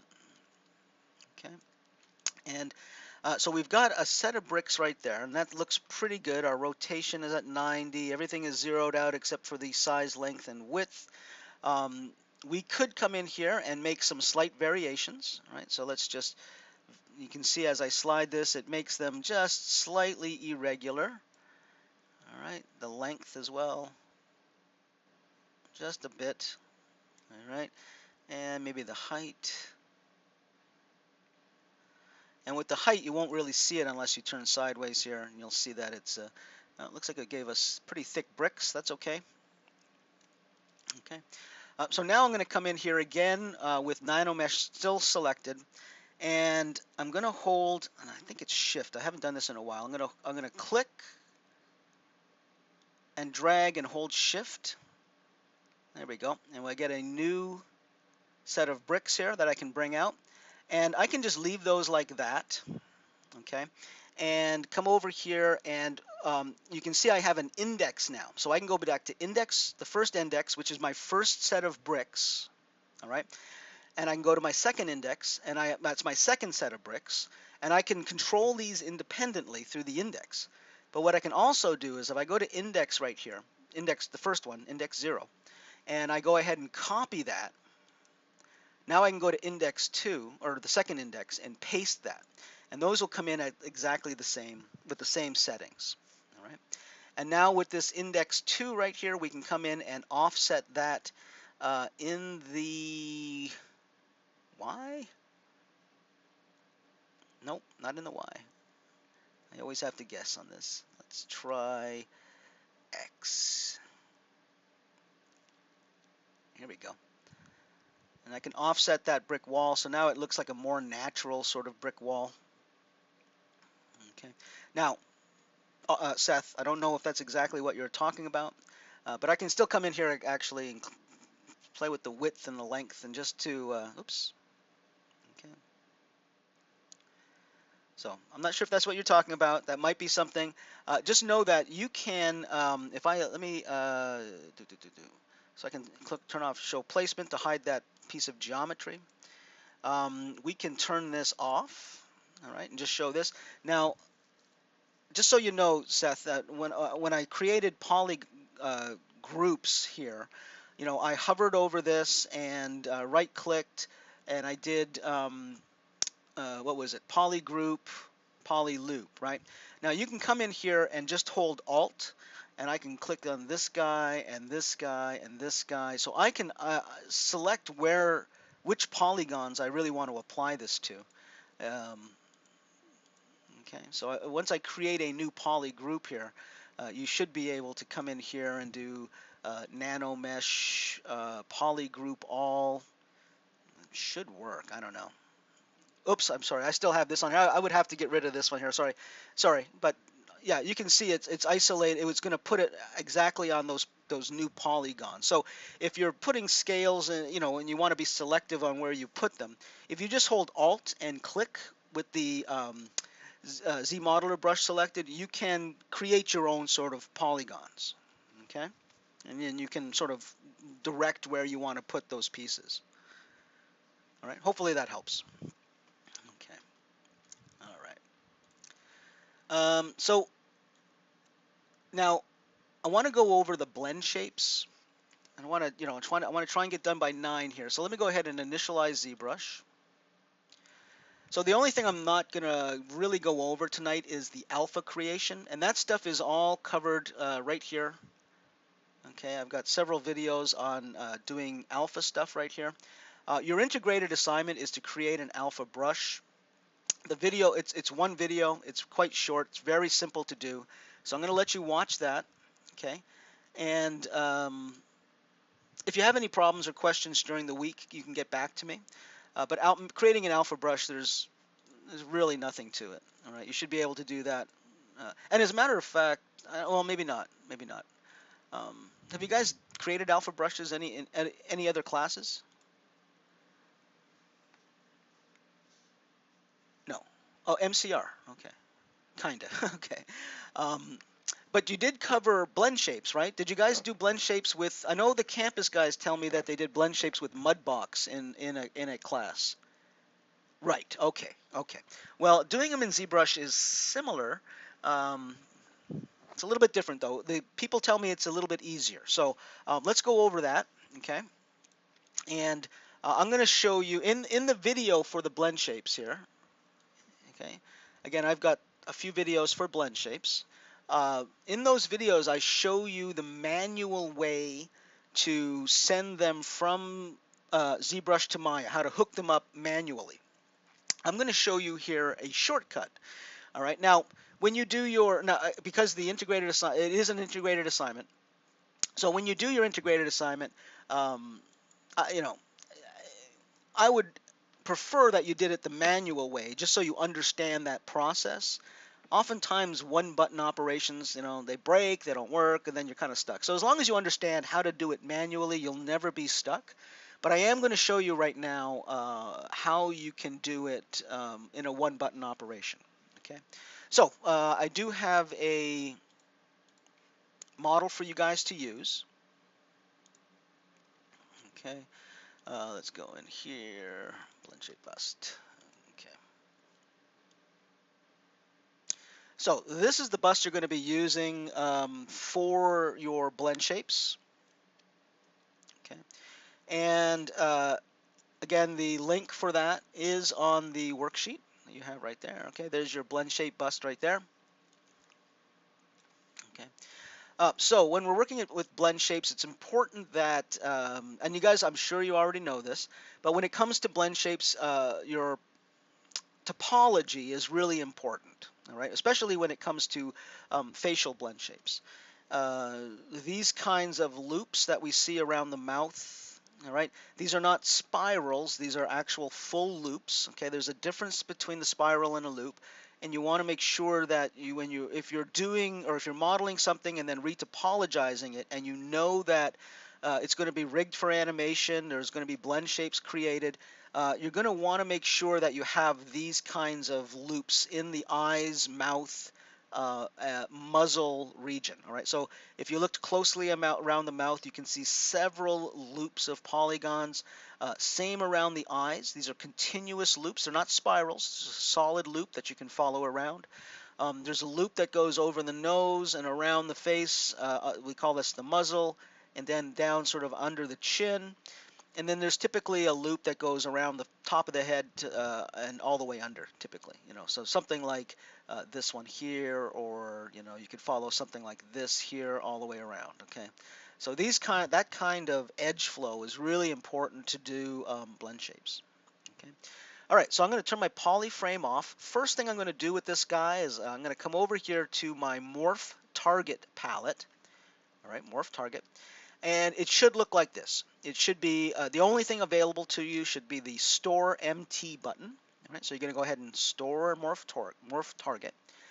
If for whatever weird reason you were to open up this morph target palette and it looked like this, all right, where the Store MT button was grayed out, I would just say to you, hit the delete morph target, all right, delete morph target, and then store a new fresh one. And then go ahead and close it up. This way we know we have an actual fresh stored morph target for this particular model. Next thing we're going to do is come over to our layers palette and open that up. And we're going to be using our layers palette here to create our blend shapes. Okay. First thing we're going to do is click on this big square right here. This big square will give us a new layer. And it's the most important thing to note about the layer is this record button right here. All right. If you're going to be making changes to the model, that record button needs to be on. Now, there are times when you will say take the slider and slide it down to test your blend shape, and you'll slide it back, and you'll see that the record button will turn itself off. All right, you need to be aware of that. As a matter of fact, if you come over here and try and sculpt, um, actually it's not going to do it for me now, but oftentimes it will give you a warning, all right, that you need to come over here and turn record back on. All right. Another thing that's important is naming your layers. So let's go ahead and name this first layer. I'm going to go ahead right here. There's a name button. So we'll click on that. And we'll call this smile underscore full. Hit enter. Okay. When you're naming your stuff, I would say name it so that, like, I wouldn't say full smile, half smile, left smile. It would be smile full, smile right, smile left. Okay. Blink, blink full, blink left, blink right. All right. So put the item that's being manipulated. Make sure that's the first word in your naming convention. Okay. Now I've got smile full here. Now what we're going to do, the way we're going to do this is I'm going to do a full smile, and then I'm going to duplicate that 2 times, and then I'm going to break that into left smile and right smile. So what we'll end up having is 3 blend shapes um, per change that we do. All right. Now for your integrated assignment, I want 10 blend shapes. That's not including the full one. All right, I'm not including the full one. So from here, we're going to create the left smile and the right smile. That's 2. You could do a full blink, but from that, you're going to get a left blink and a right blink. So that'll be 4. All right, so I'm not counting the fulls. I want the halves. That's what's going to be your 10 blend shapes. Okay. All right, so we've got full smile, full set right here.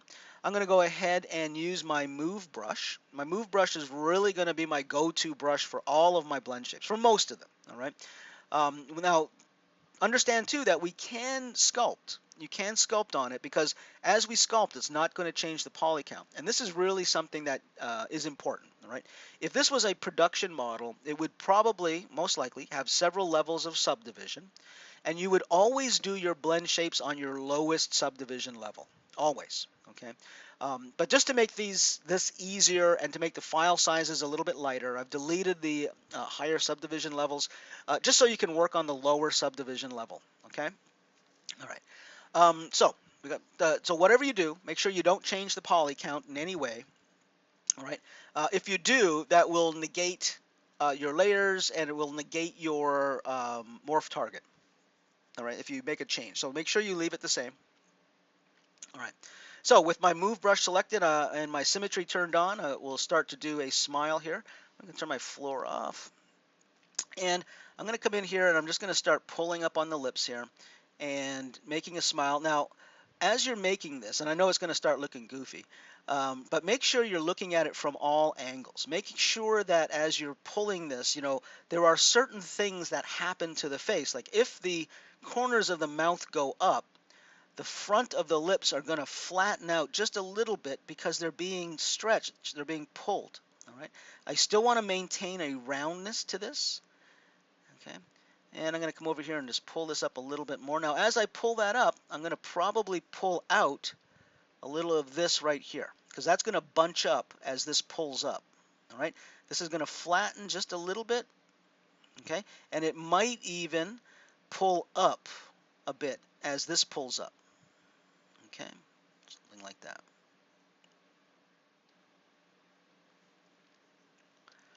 All right. Just a simple full smile. All right. And that's done. So now if I come over to my layers palette, we'll take the slider and put it down to 0. Right? And then we slide this back up. And there we go. So there's our smile. All right. So now what I'm going to do is I'm going to go ahead and duplicate this twice. All right. So this is our duplicate button right here. Okay. So I'll duplicate it once and duplicate it twice. And I would suggest that when you do your duplicates, you set the original one down to 0. All right. These things become additive. So if I have that full smile on this guy right here, and I add the full smile on this one right here, you can see, and let's go ahead and pull this one up. There you go. All right, that's a smile. All right, so you can see that they become additive. So just be careful with that. Make sure that you're zeroing these out. Okay, so let's go ahead and zero this out. Oops. Okay, and right here. All right, so now I'm going to take this second one right here, and I'm going to pull this all the way over to the right. And I'm going to go ahead and name this smile left, underscore left. And this is the character left. So this will be over, let me take my symmetry off. This will be over here. We're going to keep this one right here. All right, so this is where it differs a lot from Mudbox. We're going to use a brush now called the Morph brush. So if I hit B for my brush and then M to isolate, I can find my Morph brush right here. So BMO is my morph brush. We'll take this guy.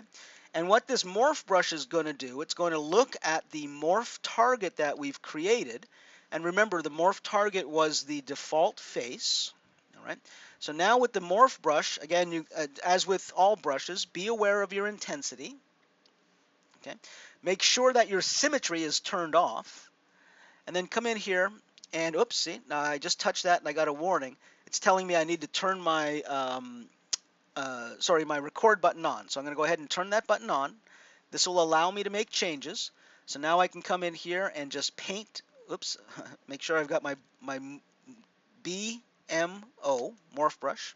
All right, and then come in here and just paint. And you can see that it'll paint it back down to its original look. All right, so I'm just going over here and making sure I relax all of these polygons right here. Okay. So I've got something like this. If I come over here to this left smile, bring this down, all right, so that we can do this. All right, so I can actually relax that right side a little bit more. If I come back over here, again, remember to turn the record button on. Again, with my morph brush, come in here and just maybe down here a little bit. Okay, just something like that. All right, so that's good. I'm going to go ahead and put this back down to 0. And we'll do the same thing on this side right here. Okay. Again, make sure you turn on the record button. Still with the morph brush, right? B-M-O, morph brush. I'm going to come in here and paint this side. And again, maybe watch your intensity. All right, just maybe a little bit right there.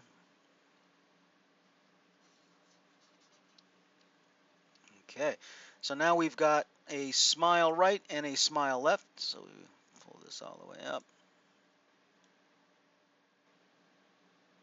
There we go. Okay, so now we've got those guys done. I'm going to go ahead and put that all the way back down to 0.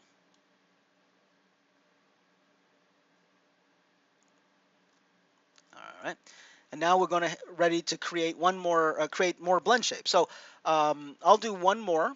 Okay, so I'm going to go ahead and now that I've got the smiles done, all right, I make sure they're all set to 0. Right here, you're going to click on this big square again.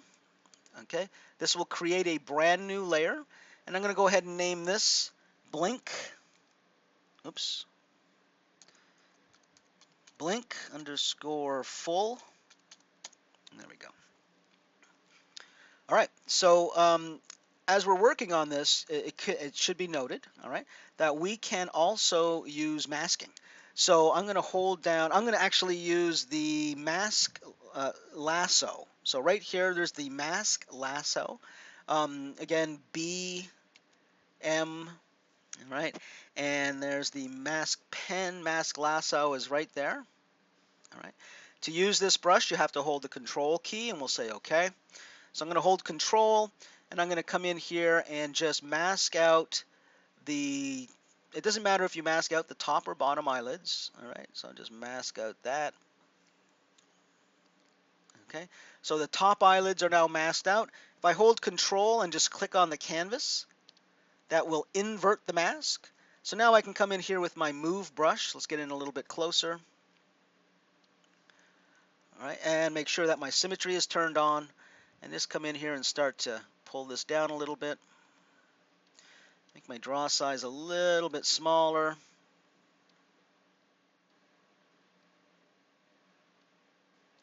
I'm going to invert the mask and just pull up a little bit on the under side of the eye there. Now, let me show, oh, let me undo that. There we go. I want to invert the mask, so hold Control and click. All right, how come that's not working? Let's try that again. Hold Control and click, and there we go. Invert the mask, and now I can come in here and push the bottom eyelids up a little bit.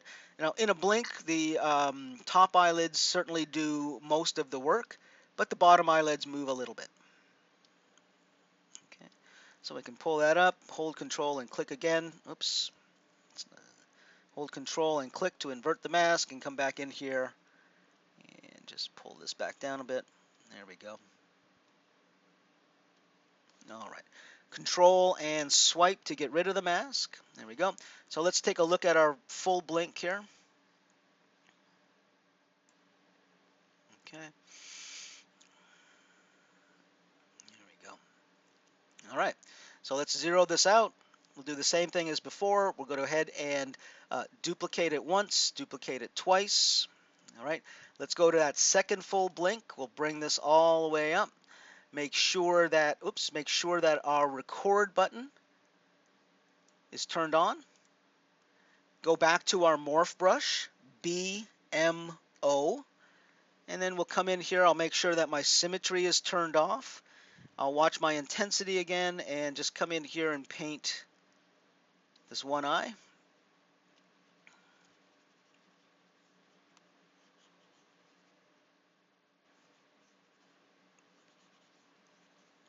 There you go. All right, we'll come back here and test it. Okay. There we go. All right, and we'll do the same thing for the other eye. So I'll go ahead, I'll bring this over, turn on the record button.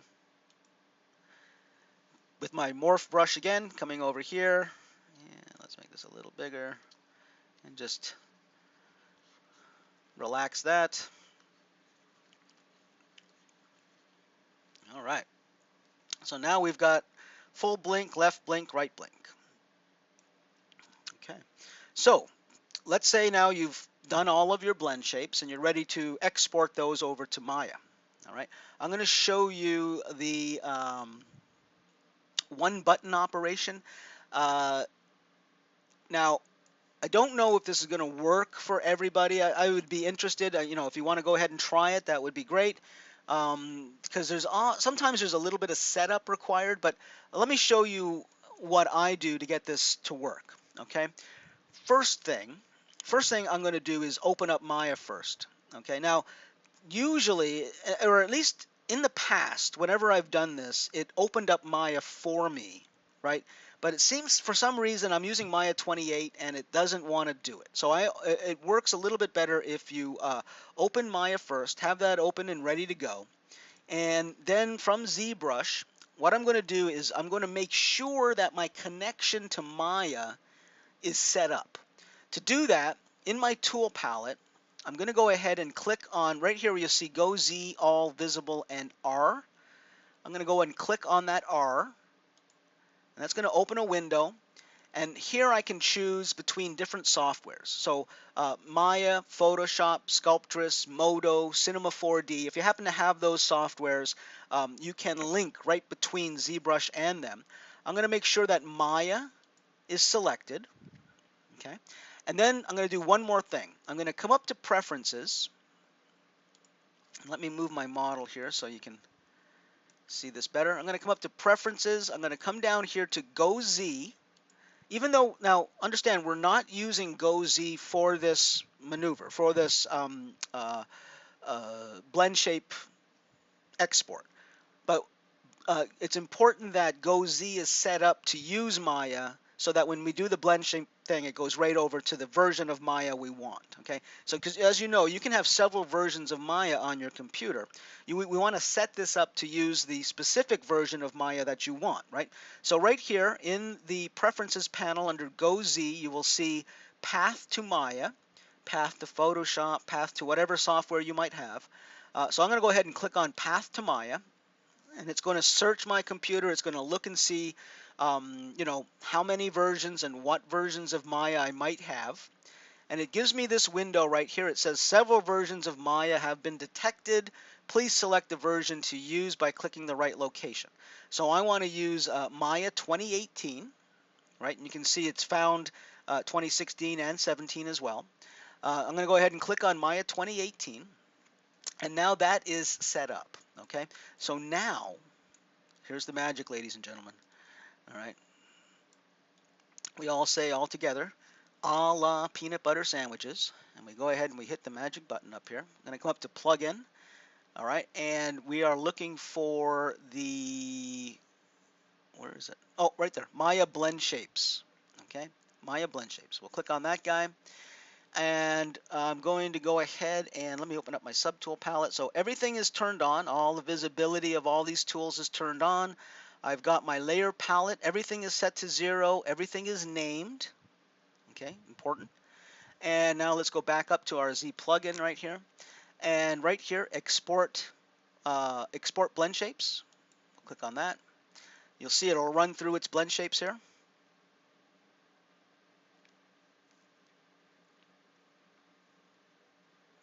Okay. And we'll give it a second. You see in the status bar up here, it's going through the tools. It says launching Maya, but Maya's already launched. There we go. I'm going to go ahead and say don't save the last scene. We'll give this a second. All right, our blend shape window opens up.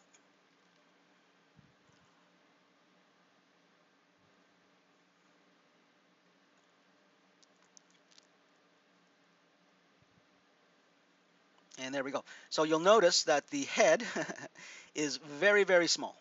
Very small. So we can do something here. If you come over to your outliner, all right, so our outliner is here. You can see that all of the stuff that we made has come in. It kept the names, full smile. You'll notice that all of the blend shapes are hidden. All right, they're turned off. They're hidden. What we can do though is if I go ahead and select that top blend shape, shift select all of the geometry that's been brought in, all of the geometry. I'm going to hit Control G to group it. Okay. And then I'm going to go ahead and scale this up.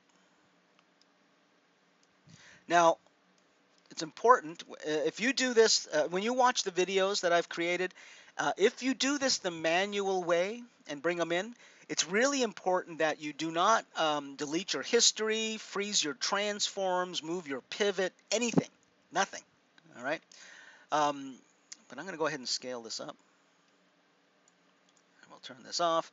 And here's our blend shape editor that, again, opened up for us, and everything is already hooked up.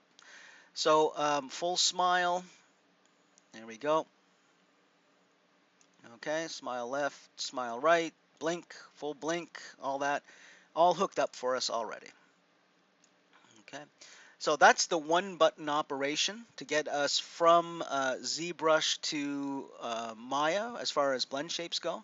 Like I said in the earlier, if you watch these guys right here, I show you the manual method of doing it, which is important, I think valid to understand that method as well.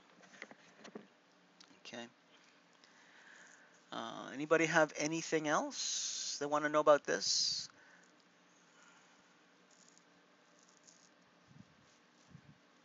Anything? No? No questions? You know what? I'm going to show you one more thing inside of ZBrush here. Let me go ahead and initialize this. I'm going to show you one thing that is kind of cool that might be applicable to some people and their models. Okay. And I'm going to keep it kind of short. All right, let me go ahead and do this load tool. Let me see right here. 1 second.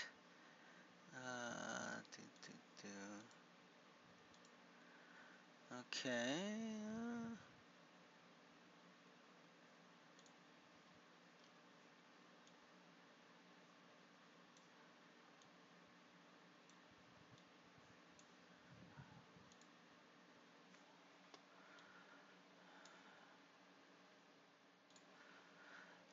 Let me see. I might have brought in the wrong piece here.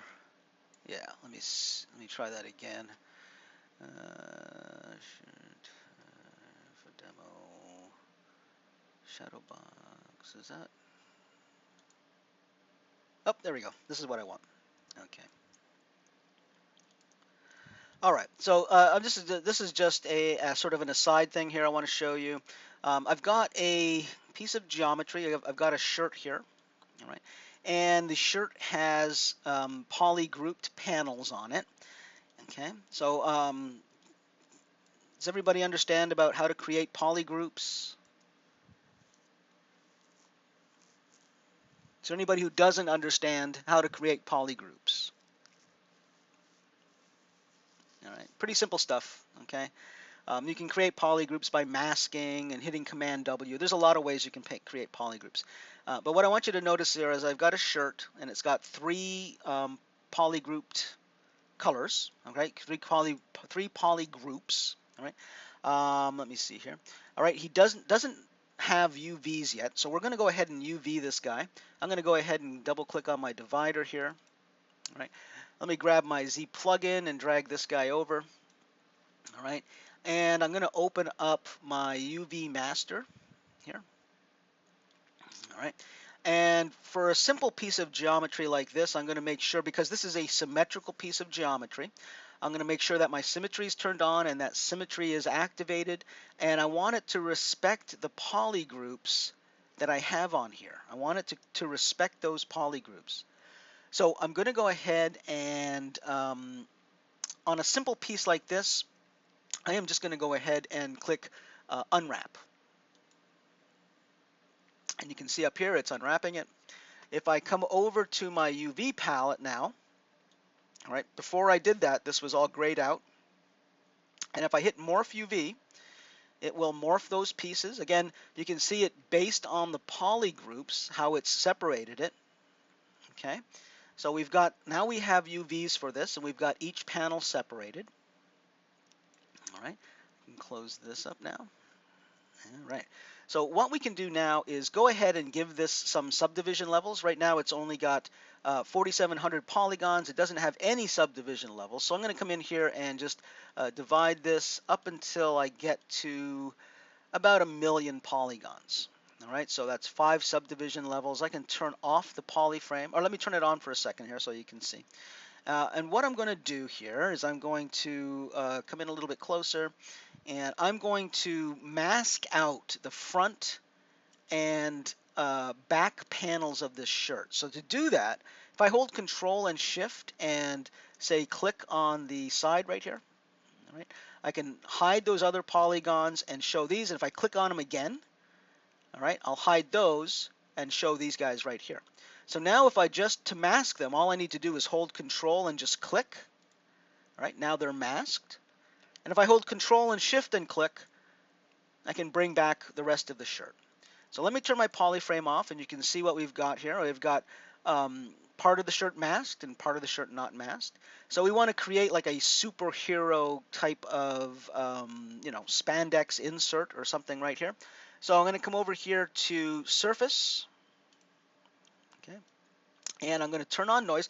Now, all of this is explained in the videos, all right? But I just thought this was a cool demo right here to show. So I'm going to go over here to noise and click on that. And you can see that we get, if I scroll in here, on the unmasked part, you can see I've got this kind of surface noise right here. And I'll leave that there for now. Later on, I'm going to turn that surface noise down. All right, right here, it's grayed out right now, but this mix basic noise will be on in a second, and I will turn that off in a minute. But for now, this is what we have, and I'm going to go ahead and click on this noise plug button right here. I'm also going to make sure I click on UV. all right, because we do have UVs for this guy. So now I'm going to click on Noise Plug. It's going to open up a new window. And this is a very cool tool, this Noise Plug. Again, I covered it in the videos on the worksheet. Um, where's my window? There we go. All right. So what I'm going to do here, you can see we've got all kinds of different preset sort of alpha noises that we can apply to our model. And I'm going to choose hex tile. All right, but notice we've got dents, erosion. There's all kinds of really cool stuff in here. Spirals and stripes and wood, zigzag, weave, all kinds of great stuff. I'm going to go ahead and use hex tile. All right, and that's it. I'm not going to touch any of this other stuff here. It gives me a lot of stuff I can play with, but that's all I need to do is click on that and say OK. And you can start to see the beginning of it over here. So what I need to do is, again, you can see the mix basic noise. I'm going to take that all the way down to 0. That will get rid of that grittiness that was on there. And now I can go ahead and do the plug-in scale. All right, so we'll make this smaller. And we'll increase the strength.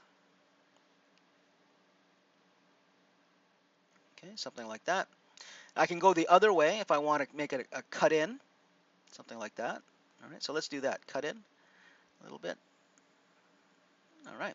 So if I'm happy with that, which I am, I'm going to go ahead down here and click OK. Right. That'll transfer it over here. Now, I'm not done yet. All right. If I go ahead and remove the mask, it's going to be all over the shirt. All right. So let me undo that. Bring the mask back. And then in the surface noise palette right here, I need to click this Apply to Mesh. Apply to Mesh. I can, just go ahead and just click on Apply to Mesh. And there it is. Okay. So there you go. Now I can go ahead and get rid of the mask. And now I've got a superhero shirt that's got some nice detailing on it. All right. So again, this might be the kind of thing where you want sort of an alpha type stuff in isolated areas. Understand with the noise palette right here, you can mask out things and you can direct where you want your alpha stuff to be. Okay. All right. Any questions before we cut out? Seth, you want to be that guy?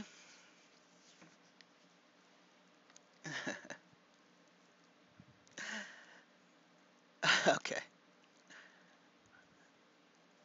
Well, what do you have questions on anything? What do you have, Blake?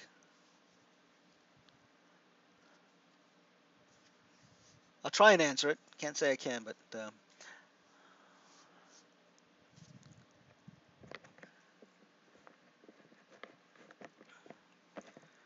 I imagine you're typing something. Anybody else have anything? Just again, make sure that you are referring to the workbook here. And like I said, you guys did an excellent job following the instructions for your first week turn-in.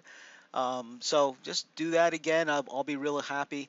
I will start grading on Wednesday. Can't guarantee that I'll have everything graded by the end of the day Wednesday, but I will try. For my model, you never see the guy's hands ever, so should I have left those out? Tell you what, hold on a sec, let me see.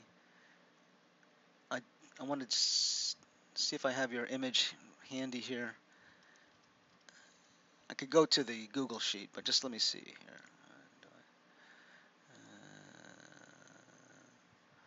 And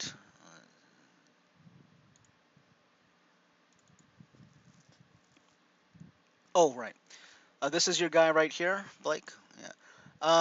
You could probably get away without doing them, I would say. Yeah. I'll allow that. Okay.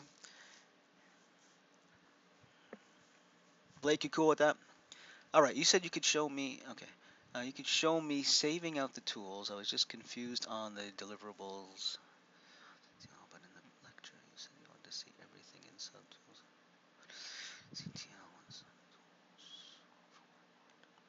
Imported as OBJ into ZBrush. Okay. All right. I'm not sure if I follow your question, but you're trying to bring in OBJs into ZBrush so you can save them all in one subtool. Is that correct? Basically, if you've got a bunch of OBJs in that you've created in Maya, and you want to bring them into ZBrush so you can have them all as one file, one ZTL file. That's close. Where am I off? Bring in one OBJ, split it in ZBrush, then save it as one. Okay, all right. Uh, okay, let me see if I can demo this for you here. Let me take this guy. All right, and all right, tell you what, I'll go ahead and append a ring. Okay, just so that we've got a bunch of pieces here. Okay. Um, so, okay, tell you what, I'm gonna, again, I'm not sure if I follow you, but let's give me a second here. I'm gonna try something. I'm gonna go ahead and merge all these pieces down. All right, we'll merge them down. So you can see right here, I've got a merge button. We'll merge them down. Oh, one or two partially hidden, delete hidden. Okay. What are you doing? Okay, just give me 1 second here. There we go.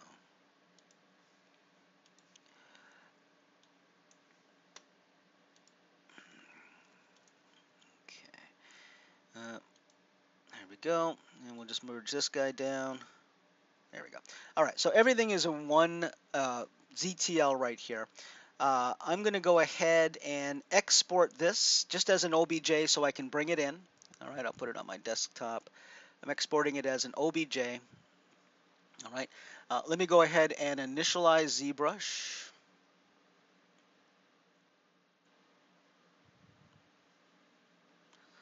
All right, I think I understand your question. So let's get this, as soon as this initializes. All right, we'll hit start up here. I'm going to go ahead now, because it's an OBJ, I'm going to go ahead and import from my desktop right here, this guy here. All right, and we'll import him in. He's all one subtool. He's all one piece of geometry, and you want to split him into separate subtools. Correct? All right. What I'm going to do is come over here to my, well, if I turn on my polyframe right now, I can see that, let's go ahead and just hit Command W. You see that it's all one poly group. All right. I want to split it into separate poly groups so I can create subtools here. So I'm going to come down here to my poly groups window, and I'm going to hit auto groups. Auto groups. All right. So what that does now is it splits everything into a separate poly group. Under subtool, you should be able to split it. Yeah.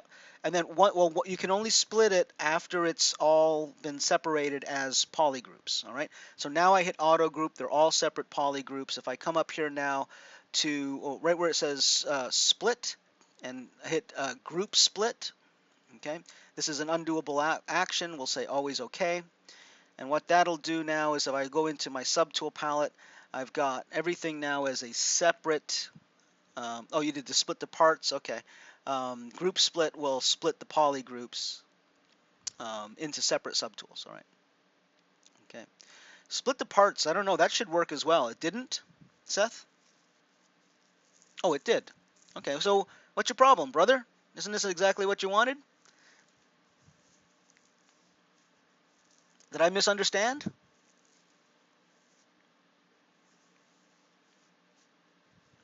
Okay.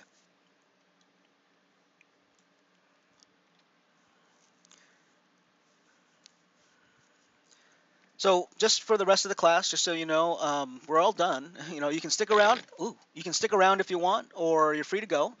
It just looked like when I tried to save, it was saving each subtool separately. Okay, well, so at this point right now, with everything in here, okay, what you need to do, I assume, hopefully, you're saving it right here from the tool palette, save as. Again, we'll save this as just demo, okay. To the desktop, I'll go ahead and initialize this. And if I go ahead now and load tool, All right, and go to my desktop demo ZTL and open that up. All right, drag them out, hit edit, open my subtool palette, and all of my subtools are still there. All right, so it doesn't save them separately. It'll saving it as a ZTL will save all of your subtools as one um, thing. Does that help you, Seth? Were you saving it differently?